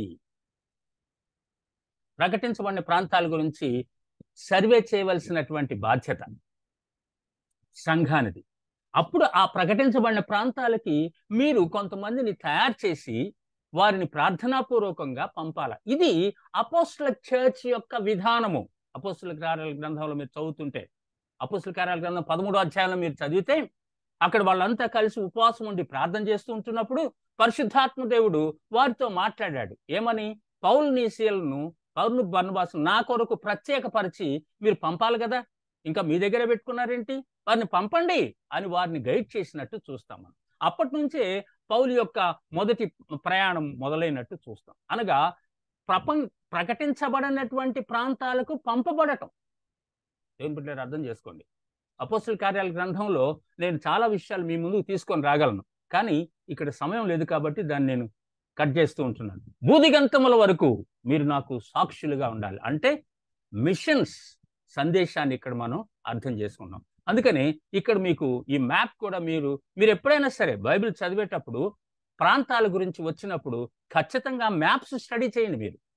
ఎందుకనంటే చక్కగా మంచి ఎన్లైటన్మెంట్ ఉంటుంది మనకి, వాక్యాన్ని అర్థం చేసుకునేటువంటి విధానం ఇది. ఇక్కడ మనం చూస్తున్నప్పుడు యోదయ కింద రాష్ట్రం చూస్తున్నారు మీరు కలర్డ్లో, సమరయ, ఆ తర్వాత పైన గలిలయ, తర్వాత యువతల పెరయ, తర్వాత దెక్కపోలి, ఇవన్నీ రాష్ట్రాలు అనమాట, డిఫరెంట్ రాష్ట్రాలు. ఇవన్నీ కూడా మనం చూస్తూ ఉంటున్నప్పుడు యోదయ అంటే యెరూషలేం ఎక్కడుంది? యోదయలోనే ఉంటుంది అనమాట. ఈ యోదయలో గమనించండి, ఈ యోదయ ఇక్కడ యెరూషలేం దగ్గర నుంచి యోదయ రాష్ట్రం అంతా కూడా ప్రకటించమన్నాడు. ఆ తర్వాత సమరయకు వెళ్ళాడు, అంటే పొరుగు రాష్ట్రం అనమాట. దేవుని బిడ్డలారా, మీరు స్థానిక సంఘముగా మీ సంఘము ఈ విధమైనటువంటి ప్రణాళికలతో బయటికి వెళ్ళవలసి ఉంటుందన్నమాట. అర్థం చేసుకోండి. తర్వాత ఇంకొక మ్యాప్ చూపిస్తాను మీకు. నేను కొద్దిగా త్వరగా వెళ్తున్నాను, గమనించండి. ఇక్కడ పౌలు ప్రయాణం చేసినటువంటి ప్రదేశాల గురించి మనం చూస్తాం అన్నమాట. పౌలు ప్రయాణం చేసినటువంటి ప్రదేశాలు గమనిస్తున్నారా? అంటే ఎక్కడ ఆయన ప్రయాణం, ఎందుకు ఆయన, అంటే ఏ ప్రాంతాలు తిరిగాడు ఆయన అనేది మనం ఇక్కడ చూస్తాం. ఎందుకు ఇవన్నీ చూపిస్తున్నాను మీకు అని అంటే మీరు గమనించండి. ఇక్కడ ఆయన యెరూషలేం అంటే ఇక్కడెక్కడో ఉంటుంది యెరూషలేం. వాస్తవానికి ఆయన ఎక్కడి నుంచి ప్రారంభమైంది? 13వ అధ్యాయంలో అంతియోకయ నుంచి ప్రారంభమైంది అనమాట. మీరు 2 అంతియోకయలు చూస్తారు మ్యాప్లో. ఇక్కడ ఒక అంతియోకయ, ఆ తర్వాత ఈ పైన ఒక అంతియోకయ చూస్తారనమాట. అంటే మ్యాప్ అందుకని స్టడీ చేయాలి మనం. అంత్యోకయ అంటంతో ఒకటే అంత్యోకయ అనుకోగాకండి. కాబట్టి ఎక్కడున్నది ఏంటి అనేటువంటిది సంఘముగా బైబిల్ స్టడీస్లో ఈ విషయాలు విశ్వాసులకు నేర్పించవలసిన బాధ్యత సంఘానికి ఉంటున్నది. సంఘ కాపరికి, సంఘ పెద్దలకు ఉంటుందన్నమాట. గమనించండి. కాబట్టి ఇక్కడ నుంచి ఆయన ఏం చేశాడనంటే ఈ ప్రాంతం అంతా కూడా సువార్త ప్రకటించబడింది. అంటే ఈ ప్రాంతం ఏంటి అని అంటే ఇందాక మనం చూసాం ఈ మ్యాప్లో, ఇదిగో ఈ ప్రాంతం అన్నమాట. ఇదంతా కూడా యేసుప్రభు వారు గలిలయ అంతటా ప్రకటించాడు. యేసుప్రభు వారు యూదయ అంతటా తిరిగాడు. యేసుప్రభు వారు ఆ మాటకు వస్తే సమరయకు వెళ్ళాడు ఆయన సారీ. కాబట్టి ఆయన ఈ ప్రాంతం అంతా ప్రకటించాడు. కాబట్టి వీళ్ళందరినీ కూడా అన్ని ప్రాంతాలు వాళ్ళని మరి సువార్తతో వ్యాపకం చేయమన్నట్టు చూస్తూ ఉంటాం. అందుకని పౌలు ఏం చేశాడనంటే ఈ పైకి వచ్చేసాం మనం ఈ మ్యాప్లో, ఈ రెండో మ్యాప్లో. ఇక్కడి నుంచి బయలుదేరి ఆయన ఇదిగో ఇదంతా కూడా ఆయన మరి ప్రాంతాలు తిరిగినట్టు మనం ఏ ఏ ప్రాంతాలు తిరిగాడు అనేది చూస్తున్నాం. 13వ అధ్యాయం 14వ అధ్యాయంలో ఈ ప్రాంతాలన్నీ కనిపిస్తాయి మీకు 13, 14 అధ్యాయాల్లో. కాబట్టి ఎందుకు నేను మ్యాప్ చూపిస్తున్నాను మీకంటే మంచి అవగాహనతో మీరు దేవుని వాక్యాన్ని అర్థం చేసుకొని స్థానిక సంఘముగా మీరు ఇతరులకు సువార్త ప్రకటించే విషయంలో ముందుకు వెళ్తారనే ఉద్దేశం. చాలా మందికి బైబిల్లో ఉన్నటువంటి మ్యాప్స్ ఐడెంటిఫై చేయటం తెలియదు. అందుకని నేను మీకు ఈ మ్యాప్ కూడా చూపిస్తున్నాను. ప్రపంచ పటంలో మీరు చూసినట్లయితే ఎక్కడున్నది బైబిల్ యొక్క ప్రాంతాలు, బైబిల్లో రాయబడిన ప్రాంతాలు ఎక్కడున్నాయి అని అంటే ఇదిగోండి, సారీ, ఇక్కడ చూడండి, నేను ఇక్కడ పాయింట్అవుట్ చేశాను అనమాట. ఈ ప్రాంతము బైబిల్ నెరవేరినటువంటి ప్రాంతాలు, బైబిల్ ప్రాంతాలు అనగా ఆ సువార్త యేసుప్రభు వారి సువార్త ఇదిగో ఇక్కడ అంటే యెరూషలేం ఇదిగో ఈ ప్రాంతంలో ఉంటుంది. నా కర్సర్ కనిపిస్తుంది అనుకుంటున్నాను. యెరూషలేం ఈ ప్రాంతంలో ఉంటుంది అనమాట. ఇక్కడ మనం చూస్తున్నట్లయితే ఇది మధ్యధరా సముద్రం, గమనిస్తున్నారా? ఇది సిప్రస్ అంటే కుప్రా, పౌలు ప్రయాణం చేసినటువంటి ప్రాంతాలు ఇవన్నీ. తర్వాత పౌలు ఇదిగో ఇదంతా కూడా ప్రయాణం చేసి ఇక్కడ రోమ్ ఉంటుంది, ఈ ప్రాంతానికి వెళ్ళినట్టు మనం చూస్తాం అన్నమాట. అనగా ఇదంతా కూడా ఆయన ప్రకటించినటువంటి ప్రదేశాలు ఇవన్నీ కూడా. పౌలు పత్రికలు ఎలా రాశాడు అంటే ఇదిగో ఈ ప్రాంతాలన్నీ విజిట్ చేసి రాసినటువంటి పత్రికలు అనమాట అవన్నీ కూడా. అయితే గమనించండి, ఇక్కడ మనం ఎందుకు నేను మీకు చూపిస్తున్నాను అని అంటే ఇక్కడ నుంచి ఇది వాస్తవానికి వరల్డ్ మ్యాప్లో సెంట్రల్ ప్లేస్ అనమాట. ఇది వరల్డ్ మ్యాప్లో ఇది సెంట్రల్ ప్లేస్. ఇక్కడ నుంచి ప్రభు ప్రపంచ నలుమూలలకి మనల్ని వ్యాపించమన్నాడు ఆయన శిష్యులతో చెప్పినటువంటిది. యెరూషలేములోను, యూదయలోను, సమరయలోను, భూదిగంతముల వరకు, దట్ ఇట్ మీన్స్ వరల్డ్ మొత్తం, భూమి యొక్క అంచుల మట్టుకు సువార్త ప్రకటించబడాల, నాకు సాక్షులై ఉండాల మీరు అని చెప్పినటువంటిది అనమాట. గమనించండి. తర్వాత మీకు భారతదేశాన్ని గురించి మీ ముందుకు తీసుకొని వస్తాను. ఈ భారతదేశంలో మనం చూస్తున్నటువంటి విషయం ఏంటంటే ఇన్ని రాష్ట్రాలు ఉంటున్నవి, గమనిస్తున్నారు కదా. ఇన్ని రాష్ట్రాల్లో మనం ఉన్నటువంటి ప్రదేశము ఇప్పుడు ఆంధ్ర, తెలంగాణ, తెలుగు రాష్ట్రాలు, ఇంకా ఇతర రాష్ట్రాల నుంచి కూడా కొంతమంది మన స్నేహితులు ఇక్కడ జాయిన్ అయ్యారు, వారి సంఘాల నుంచి జాయిన్ అయ్యారు.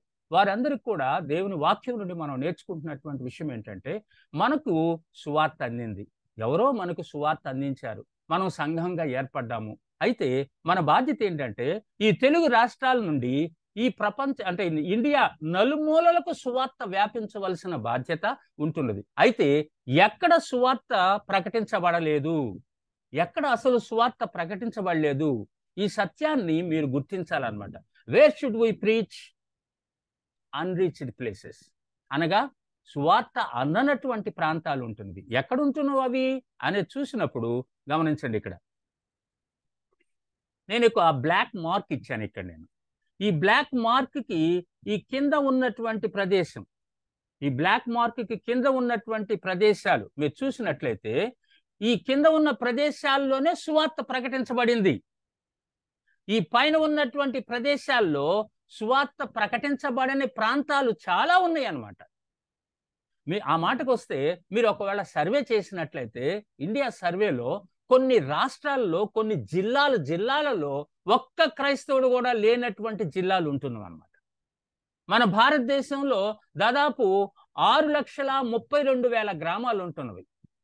ఈ 6,32,000 గ్రామాల్లో దాదాపు 32,000 గ్రామాలు మాత్రమే సువార్త ప్రకటించుటకు అనుకూలంగా ఉన్నటువంటి ప్రదేశాలు అన్నమాట. సువార్త ప్రకటించుటకు అనుకూలంగా ఉన్న ప్రదేశాలు 32,000 మాత్రమే. అయితే అనుకూలంగా ఉన్నవి ప్రకటించబడినవన్నీ దాంట్లో చాలా తక్కువ. మీరు అనుకుంటున్నారు మన తెలుగు రాష్ట్రాల్లో ప్రతి గ్రామంలో కూడా సంఘం ఉండేసరికల్లా అబ్బో సువార్త ప్రకటించబడుతుందని. అయితే బట్ వేరస్ ఈ నార్త్ ఇండియా సంగతి ఎవరు ఆలోచిస్తారు? మరి ఆలోచించండి దేవుని బిడ్డలారా. మీరు సంఘముగా మీ యొక్క మరి విధానము ఎలా ఉంటున్నది? మీ సంఘం నుంచి మిషనరీస్ పంపబడాలి. మీ సంఘం నుంచి మీరు మిషనరీస్ని తయారు చేయాలి. అనగా ప్రకటించబడిన ప్రాంతాలకు మీరు మీ ప్రాంతాల్లో సువార్త ప్రకటిస్తారు. You are not a missionary. మీరు మిషనరీస్ని తయారు చేయాలి. అనగా ప్రకటించబడిన ప్రాంతాలకు వెళ్ళి వాళ్ళతో మమేకమై వారితో కలిసి జీవించేటువంటి వ్యక్తులను మీరు తయారు చేయండి. కుటుంబాలను తయారు చేయండి. వాళ్ళని పంపించండి. వాళ్ళ పోషణ కొరకు మీరే మీ సంఘముగా వారి పోషణ కొరకు తయారు చేయండి. ఆర్థిక అవసరతలు తీర్చండి. వారికి ఆర్థికంగా వారిని ఆదుకోండి. అది సంఘం యొక్క బాధ్యత. మనం అపోస్తలుల కార్యాల్లో చదువుతాం. మనం అంత్యోకియ సంఘాల వారు అనేక మందిని పోషించిన విధానాన్ని పౌలు రాస్తూ ఉంటున్నాడు కదా. మరి అవన్నీ చదవట్లేదా మనం? ఆయన పత్రికల్లో రాస్తాడు. మరి అలాంటప్పుడు ఆయన ఏం చేశాడు? అంత్యోకియ సంఘాలంటే ఫిలిప్పీ సంఘము, ఆ అంత్యోకియ సంఘము, ఆ తర్వాత మరి ఇట్లా కొన్ని సంఘాల గురించి బెరయా సంఘము, అక్కడ అంత్యోకియ సంఘములు అని అంటాడు. అంటే ఎవరు ఏ విధంగా సువార్థికులను పంపించి లేకపోతే సువార్త కొరకు సహాయం చేస్తున్నటువంటి వారు అని అంటాడు అక్కడ. దేవుని బిడ్డలారా, ఇక్కడ నేను మీకు ఎందుకు చూపిస్తున్నా అంటే ఈ మ్యాప్స్ని, మనము ఇదిగో ఈ ప్రాంతంలో ఉంటున్నాం. మనము ఈ ప్రాంతంలోనే ఉంటున్నాం. ప్రకటించబడిన ప్రాంతాలు ఇవన్నీ కూడా, ప్రకటించబడని ప్రాంతాలు ఇవన్నీ కూడా. అయితే ఇప్పుడు నీడ్ ఎక్కడున్నది ఆలోచించండి. నీడ్ ఎక్కడుంది? Do you know that 95% of Christians in India live on one side of this imaginary line? భారతదేశంలో క్రైస్తవుల శాతము 2.32 అఫీషియల్గా. అన్అఫీషియల్గా అయితే అది 10% దాకా ఉండొచ్చు. కానీ గవర్నమెంట్ లెక్కల్లో మనం చూస్తూ ఉంటున్నట్లయితే అది 2.36 లేదా 2.36 లేకపోతే 2.43 ఇలాగే ఉంటుంది అన్నమాట. వాస్తవానికి సర్వే చూస్తే మనము అనగా స్టాటిస్టికల్ సర్వే మనం చేసినట్లయితే క్రిస్టియన్ పర్సంటేజ్ మీద చాలా విషయాలు తెలుస్తాయి మనకి. అవంతా ఇప్పుడు చెప్పడానికి టైం లేదు కాబట్టి నేను కొద్దిగా మీకు అవగాహన కొరకు ఈ విషయాలన్నీ తీసుకొని వస్తూ ఉంటున్నాను. కాబట్టి గమనించండి, Christians in India live on one side of this imaginary line. ఉన్నటువంటి ఆ 2%లోనే 100కి 2-3 ఉన్నటువంటి శాతంలోనే 95% ఇక్కడే ఉన్నారు. బట్ వేరే అవతల ఎంతమంది ఉన్నారు? మరి చాలా తక్కువ మంది. ఓకే, తర్వాత ఇంకొద్దిగా ముందుకు వెళ్తాను నేను. ఇక్కడ రిలీజియస్ పర్సంటేజ్ ఒకవేళ మీరు గమనించినట్లయితే ఇది 2011 సెన్సస్ అనమాట.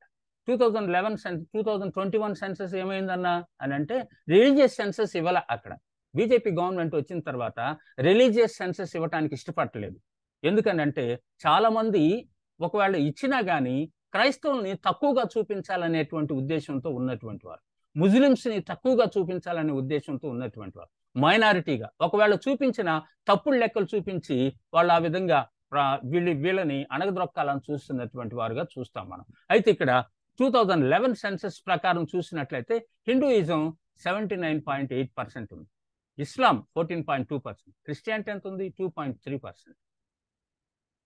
గమనిస్తున్నారా? మిగిలినటువంటి పర్సెంటేజ్ ఇక్కడ మీరు చూసినట్టయితే ఈ యొక్క కలరింగ్ ఏంటంటే ఈ వైట్ అంతా ఏంటి అని అంటే ఇక్కడ మీరు చూడవచ్చు 1% క్రిస్టియన్స్ ఉన్నటువంటి ప్రాంతం ఇది. అంటే 100కి 1 ఉన్నటువంటి ప్రాంతం అనమాట వైట్. ఇక్కడ ఈ గ్రీన్ మీరు చూసినట్లయితే ఈ గ్రీన్ ఇది 1 నుంచి 10% క్రైస్తవులు ఉన్నటువంటి ప్రాంతం. ఈ యొక్క బ్లూ అనగా లైట్ బ్లూ, ఇదిగో లైట్ బ్లూ అక్కడక్కడ కనిపిస్తుంది, అది 25 నుంచి 50% ఉన్నటువంటి ప్రజలు అనమాట, క్రైస్తవులు అనమాట. ఆ తర్వాత ఇక్కడ మీరు థిక్ బ్లూ, ఇదిగో ఈ థిక్ బ్లూ చూసినట్లయితే అబౌవ్ 50%, 50% కన్నా ఎక్కువ ఉన్నటువంటి ప్రజలు ఇదిగో ఈ ప్రాంతంలో, అనగా ఇది నార్త్ ఈస్ట్ అని అంటాం. నార్త్ ఈస్ట్లో ఇక్కడ ఉన్నటువంటి వాళ్ళు మనం చూస్తే దాదాపు అంటే మనకున్న లెక్కల ప్రకారం అయితే 17% మంది క్రైస్తవులు ఉన్నారు అని అంటారు అనమాట. కాబట్టి ఇక్కడ మనం చూస్తున్నటువంటి ఇది ఎందుకు మీకనంటే నీడ్ ఎక్కడున్నది. ఇప్పుడు మనము సేవకుల్ని, లేకపోతే సువార్త ప్రకటించే వారిని, లేకపోతే మిషనరీస్ని, లేదా ప్రకటించబడిన ప్రాంతాలు అంటే ఏవి అంటే ఇదిగో ఇవి. ఈ యొక్క నార్త్ ఇండియాలో ప్రకటించబడిన ప్రాంతాలు ఉంటున్నవి. మనం ఇక్కడ ఇంటికొక సంఘాన్ని కట్టుకునే బదులు అసలు సంఘం లేని ప్రాంతాలకు పంపించండి. దేవుడు కోరుకునేది అది. యెరూషలేములోను, యూదయలోను, సమరయలోను, బూదిగంతముల వరకును నాకు సాక్షులై ఉండాలి. మీ ఇంటిలోనే కాదు, మీ ఊర్లోనే కాదు. అర్థం చేసుకోండి. విలియం కేరీ ఇంగ్లాండ్ నుంచి ఎందుకు వచ్చాడు మన దేశానికి అంటే ఇంగ్లాండ్లో అందరూ మారుమనసు పొందారనే కాదుగా. దేవుని దర్శనాన్ని బట్టి, దేవుడు తనకిచ్చినటువంటి దర్శనాన్ని బట్టి, ఆ యొక్క భారాన్ని బట్టి, ఇండియా గురించి తెలుసుకున్నప్పుడు ఆయన ఆ భారాన్ని బట్టి ఆయన భారతదేశం దాకా వచ్చి మనకెంతో సేవ చేసి వెళ్ళాడు క్రైస్తవ సంఘానికి. దేవుని బిడ్డలారా అర్థం చేసుకోండి. కాబట్టి ఇక్కడ ఇంకొక విషయం చెప్పి నేను ముగించేస్తాను. 1040 విండో అని చూస్తున్నాం మనం. 1040 విండో అంటే ఇక్కడ మీరు చూసినట్టు భూమధ్య రేఖకు అనగా ఇది భూమధ్య రేఖ. నేను చూపిస్తున్నాను, నా కర్సర్ కనిపిస్తుంది మీకు. ఇది భూమధ్య రేఖ. ఈ భూమధ్య రేఖకు 10 అక్షాంశములు పై నుండి 40 అక్షాంశములు పై వరకు. ఇదిగో ఇక్కడి నుంచి ఇది 10 అక్షాంశాలు, 10, 20, 30, 40. ఈ 10 నుంచి 40 అక్షాంశముల వరకు ఈ యొక్క ఫ్రేమ్ని మనం తీసుకున్నప్పుడు దాన్ని 1040 విండో అని అన్నారనమాట. ఈ ప్రాంతంలో ప్రపంచంలోకెల్లా సువార్త ప్రకటించబడనటువంటి ప్రదేశాలు ఏమైనా ఉన్నవి అని అంటే ఇదిగో ఈ ప్రాంతంలో ఉంటుంది. దాని గురించినటువంటి విషయాన్ని మీ ముందుకు తీసుకొని రావాలని ఆశపడుతూ ఉంటున్నాను. ఇది ఇక్కడ మీకు రెడ్గా నేను చూపిస్తున్నటువంటిది అన్నమాట. The significance of 1040 window. దీని యొక్క ప్రాముఖ్యత ఏంటి అనేది మనం చూసినప్పుడు ఆఫ్ ద 55 లీస్ట్ ఇవాంజలైజ్డ్ కంట్రీస్ అనగా ప్రపంచం మొత్తం మీద 55 దేశాలు సువార్త ప్రకటించబడనటువంటివి, చాలా తక్కువగా ప్రకటించబడినటువంటివి ఉన్నాయి అన్నమాట. వాటిలో 97% మంది ప్రజలు lives in with in 1040 window. అనగా దాదాపు గమనించండి, 97% మంది ప్రజలు ఈ ప్రాంతంలోనే నివసిస్తూ ఉంటున్నారు, సువార్త విననటువంటి వారు. సెంటర్ ఆఫ్ ది పాపులేషన్ మనం చూసినట్లయితే 2/3 ఆఫ్ వరల్డ్ పాపులేషన్ మనం గమనించినట్లయితే more than 3.2 billion people live in the 1040 window. ఒకవేళ ప్రపంచం మొత్తంలో ఉన్న జనాభాని 3 భాగాలు చేస్తే మనము దాంట్లో 2 భాగాల ప్రజలు ఇక్కడే ఉన్నారు. వాళ్ళు సువార్త విననటువంటి వారిగా ఉంటున్నట్లు గుర్తిస్తున్నాము. అన్రీచ్డ్ అండ్ అన్ఇవాంజలైజ్డ్, అసలు సువార్త అందలేదు వీళ్ళకి, మనం ఇంకా దాన్ని రీచ్ కాలేదు, అక్కడికి వెళ్ళలేదు మనము అనేది చూస్తే 95% of the people living in the 1040 window are unevangelized. ఇక్కడ ఉన్నటువంటి ప్రజల్లో 95% మంది సువార్తను విననటువంటి వారే ఉన్నారు. Many have never heard the gospel message even once. ఒక్కసారి కూడా అసలు యేసుక్రీస్తు రక్షకుడు, దేవుడు అనేటువంటి సత్యాన్ని విననటువంటి వారు, ఒక్కసారి కూడా విననటువంటి వారు ఉన్నారు. మనం ఏం చేస్తున్నాము? మన యొక్క భారతదేశంలో, ముఖ్యంగా మన తెలుగు రాష్ట్రాల్లో వినిన వారికే మరలా సువార్త చెప్తూ ఉంటున్నాం. మనం ఉద్యోగ కూటాలు పెట్టి ఎవరిని పిలుస్తాం?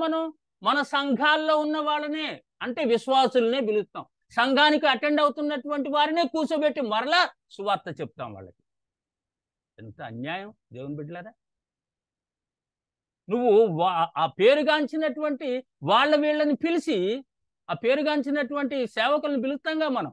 పెద్ద పెద్ద లక్షల ఖర్చులు పెట్టి, కోట్లు ఖర్చు పెట్టి ఉద్యోగ కూటాలను పెడతాంగా మనం. స్వస్థత కూటాలని, పరిశుద్ధాత్మ అగ్ని కూటాలని, ఇలాంటి అన్ని కూడా ఎవరికి పెడుతున్నావు నువ్వు? నీ సంఘములో ఉన్నటువంటి వారికి, చర్చికి వస్తున్నటువంటి వారికే, సంఘముగా కూడుకుంటున్నటువంటి వారికే పెడుతున్నావు నువ్వు. ఎవరికైనా ఇది అన్యజనులకు ఎవరికైనా నువ్వు సువార్త కూటం పెట్టావా ఎప్పుడన్నా? ఇంతమంది ఇక్కడ సువార్త విననటువంటి వారు నీ కళ్ళ ముందు కనిపిస్తూ ఉంటే ఎలా నిద్రపోతున్నావు అసలు?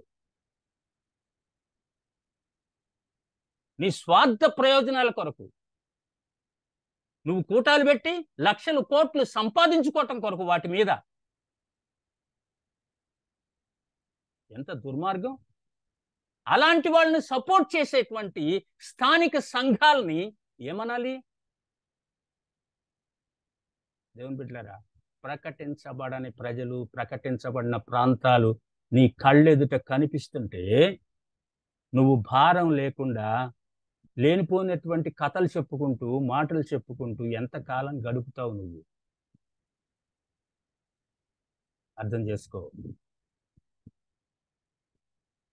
అంతేకాదు, ఈ 1040 విండో గురించి ఇంకో ప్రత్యేకమైన విషయం ఏంటంటే పావర్టీ, లేమి, బీదతనం.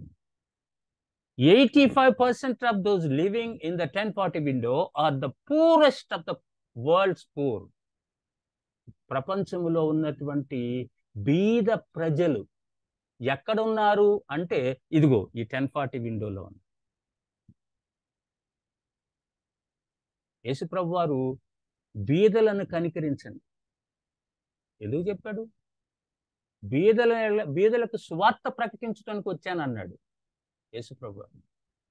ఏది మరి మన యొక్క విజన్? ఏది? ప్రభు మనకు అప్పగించిన విజన్ అదే కదా. మనం ఏం చేస్తున్నాం మరి? అర్థం చేసుకోండి. వరల్డ్ రిలీజియన్స్ అనగా ప్రపంచ మతాలు ఏమైనా అంటే పెద్ద పెద్ద మతాలు ఏమైనా ఉన్నాయంటే Islam, Buddhism and Hinduism are centered with in the 1040 window. మీరు ఈ ప్రాంతం అంతా కూడా, ఇదిగో ఈ ప్రాంతం, ఆఫ్రికా ప్రాంతం అంతా కూడా ఇస్లాం చూస్తారు, బుద్ధిజం చూస్తారు. మీరు ఇదిగో ఈ ప్రాంతం అంతా బుద్ధిజం చూస్తారు, ఇక్కడంతా హిందూయిజం చూస్తారు. దేవుని బిడ్డలారా, స్థానిక సంఘముగా నీ యొక్క బాధ్యత ఏంటి నువ్వు ఆలోచించు. అందుకని ఇక్కడ చివరిగా చెప్తున్నాను, మిషన్ వై, ఎందుకు మనం ఈ యొక్క ప్రేషిత సేవను గురించి అంటే ప్రేషిత అని అంటే పంపబడుట అనేటువంటి పరిచర్య అన్నమాట. మిషన్ వై, ఎందుకు మనము ఈ యొక్క ప్రేషిత సేవలో ఇన్వాల్వ్ అవ్వాలా? Why should we seek to build the church among the unreached people. ఇక్కడ బిల్డింగ్ కట్టడానికి కాదు, విశ్వాసులను కట్టడం కొరకు. బిల్డింగ్ ద చర్చ్ అంటే విశ్వాసుల గుంపులు కట్టడం కొరకు. It is rooted in the very purpose of God. దేవుని యొక్క ఉద్దేశంలో ఇది మొదటి నుంచి కూడా ఉన్నటువంటి విషయం చూస్తాం మనం. నేను ఆది కాండము నుంచి ప్రకటన గ్రంథం వరకు మిషన్స్ గురించి మాట్లాడగలను, ఎన్నో విషయాలు తీసుకొని రాగలను. ఇక్కడ నేను మీకు అర్థమయ్యేటట్టు చెప్తున్న విషయం ఏంటంటే ఇది దేవుని యొక్క మనస్సు అనేది అర్థం చేసుకో. What kind of god is he అని నువ్వు ప్రశ్నించుకున్నట్లయితే he is a missionary god. ఆయన మనస్సు ప్రేషిత సేవను గురించి. అందుకనే ఆయన ఆదాము చెట్ల చాటును దాక్కొని ఉంటే ఆదాము నువ్వు ఎక్కడున్నావు అని వెతుక్కుంటూ వచ్చాడన్నమాట. దేవుడు ఒక చోట నుంచి ఒక చోటకి పంపించాడు ప్రజలను, తను నమ్మినటువంటి ప్రజలను. అబ్రహామును ఒక ప్రదేశం నుంచి ఇంకో ప్రదేశానికి పంపించాడు, మోషేని ఒక చోట నుంచి ఇంకొక చోటకు పంపించాడు, యోసేపును ఒక చోట నుంచి ఇంకో చోటకు పంపించాడు. ఇలా చదువుకుంటూ వెళ్తే అందరిని పంపించాడు. ఆయన ప్రవక్తలను పంపించాడు, రాజులను పంపించాడు, న్యాయాధిపతులను పంపించాడు. చివరికి ఆయనే యేసుక్రీస్తుగా ఈ లోకంలోనికి వచ్చాడు. It is rooted in the very purpose of god. Mission అనేటువంటి it is seen in the activity of god. ఆయన యొక్క పనుల్లో చూస్తాం మనం. అందుకని యేసుప్రభువు వారు ఏమంటాడు? సమీప గ్రామములకు వెళ్ళుదాము రండి, వెళ్ళి ప్రకటించుదాం రండి, ఎందుకొరకే కదా నేను పంపబడి తిని అని అంటాడు.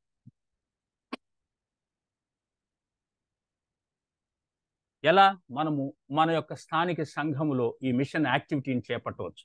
Through missionary education of the congregation.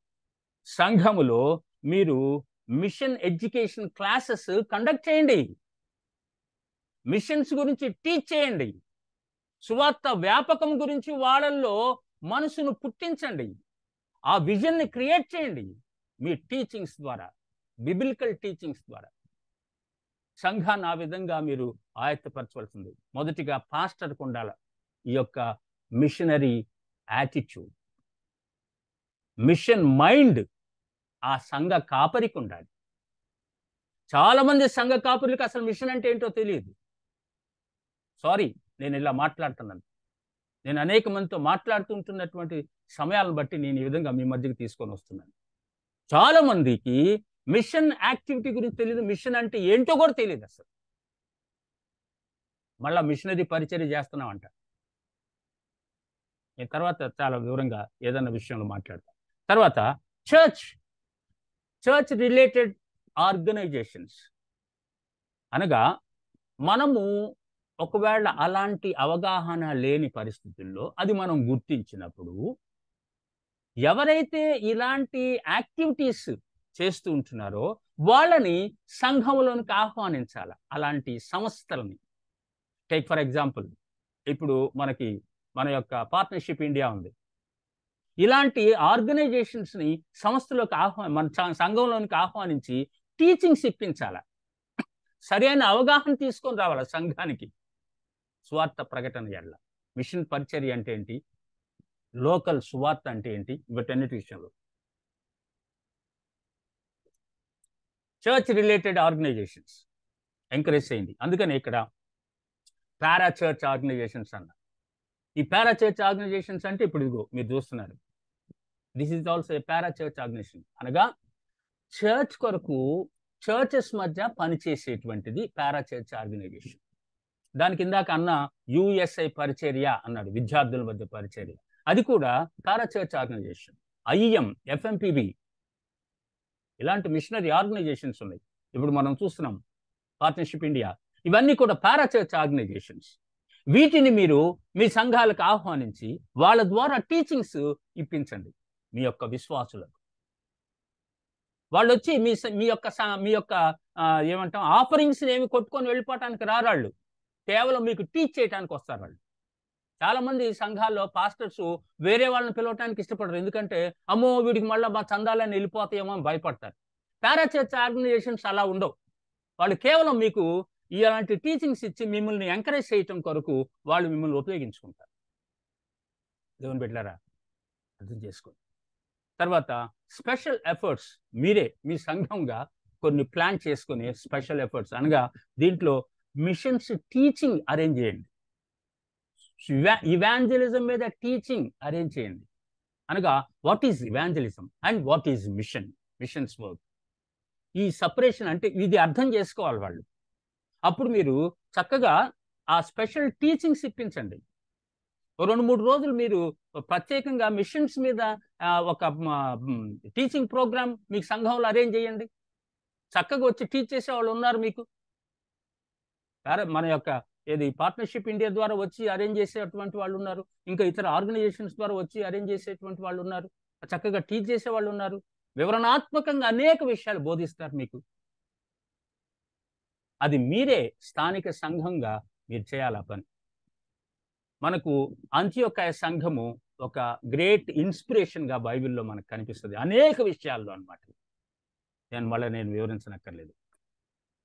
ఆ తర్వాత ప్రార్థన, and then faith and consecration. ఈ యొక్క పరిచర్యకు మిమ్మును మీరుగా సమర్పించుకోవటం, సంఘంగా కూడి ప్రార్థించడం. మీ సంఘం నుంచి కొంతమంది మిషనరీస్ని పంపించండి. ఒక కుటుంబాన్ని తయారు చేయండి, సంవత్సరానికి ఒక కుటుంబాన్ని, ఒక ప్రదేశాన్ని ఎన్నుకోండి, ప్రకటించబడిన ప్రాంతాన్ని, అక్కడ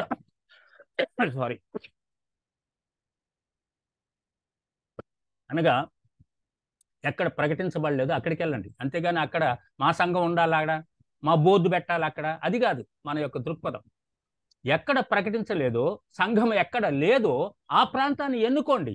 మీ సంఘంలో ఒక కుటుంబాన్ని తయారు చేయండి, ఒక కుటుంబాన్ని మీరు ప్రేరేపించండి. అనగా వారికి ఆ విధమైన మిషన్స్ టీచింగ్ ఇవ్వండి, వాళ్ళని బలపరచండి.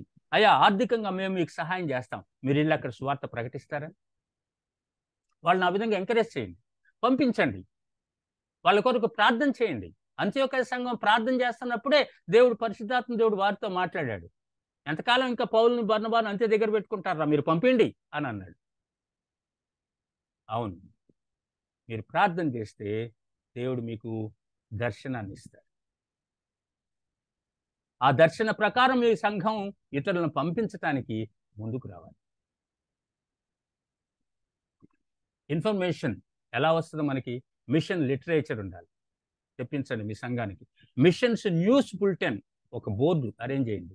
దాంట్లో మిషన్స్కి సంబంధించినటువంటి విషయాలు మీరు పేస్ట్ చేయండి. దాంట్లో ఇతర మ్యాగజైన్స్లో నుంచి, తర్వాత ఎక్కడెక్కడ ఏ విధంగా సువార్త పరిచర్య జరుగుతుంది, ఎక్కడెక్కడ పర్సిక్యూషన్ జరుగుతుంది, ఆ ప్రార్థన అంశాలు ఏంటి, ఇలాంటివన్నీ అనమాట. విజిటర్స్ ఫ్రమ్ మిషన్ ఫీల్డ్స్ నుంచి మీరు మిషనరీస్ని పిలవండి, వాళ్ళ సాక్ష్యాలు పంచుకోండి. సంఘానికి అవి ఎంతో ఎంకరేజింగ్గా ఉంటాయి అన్నమాట, ప్రోత్సాహపరిచేవిగా ఉంటాయి. ఆ విధంగా విజిటర్స్ మిషన్ ఫీల్డ్స్ నుంచి పిలవండి, మిషనరీస్ని పిలవండి.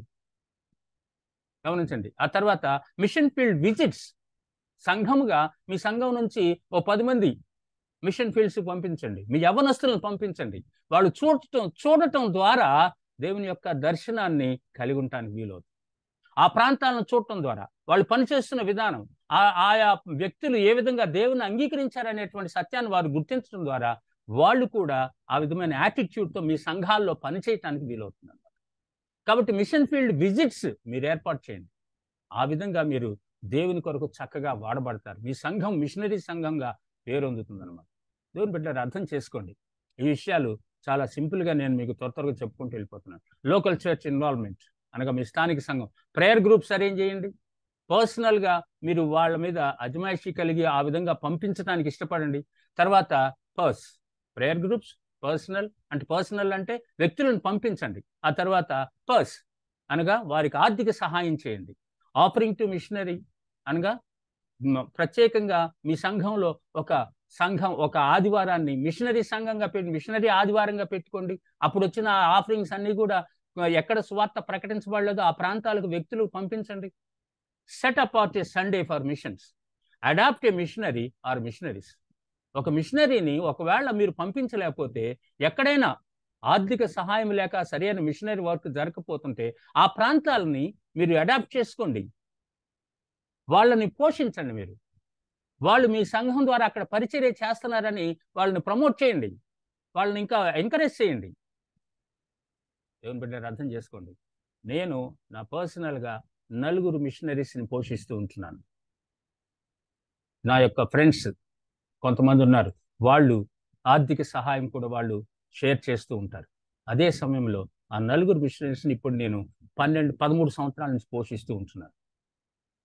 ఒరిస్సాలో 2 మిషనరీస్ ఉన్నారు, మహారాష్ట్రలో ఒకళ్ళు, ఏపీలో ఇంకొకళ్ళు అన్నమాట. దేవుని బిడ్డలారా, అర్థం చేసుకోండి ఎందుకు చెప్తున్నాను అనేటువంటి. మీ స్థానిక సంఘము ఒక మిషనరీ సంఘంగా బయటికి రావాలంటే మీ విజన్ మారిపోవాలి. దీన్ని అర్థం చేసుకోండి, ఈ వాక్య భాగాలను అర్థం చేసుకోండి. వారిని పోషించండి, వారి కొరకు ప్రార్థన చేయండి. దేవుడు మీకు దర్శనాన్ని ఇస్తాడు.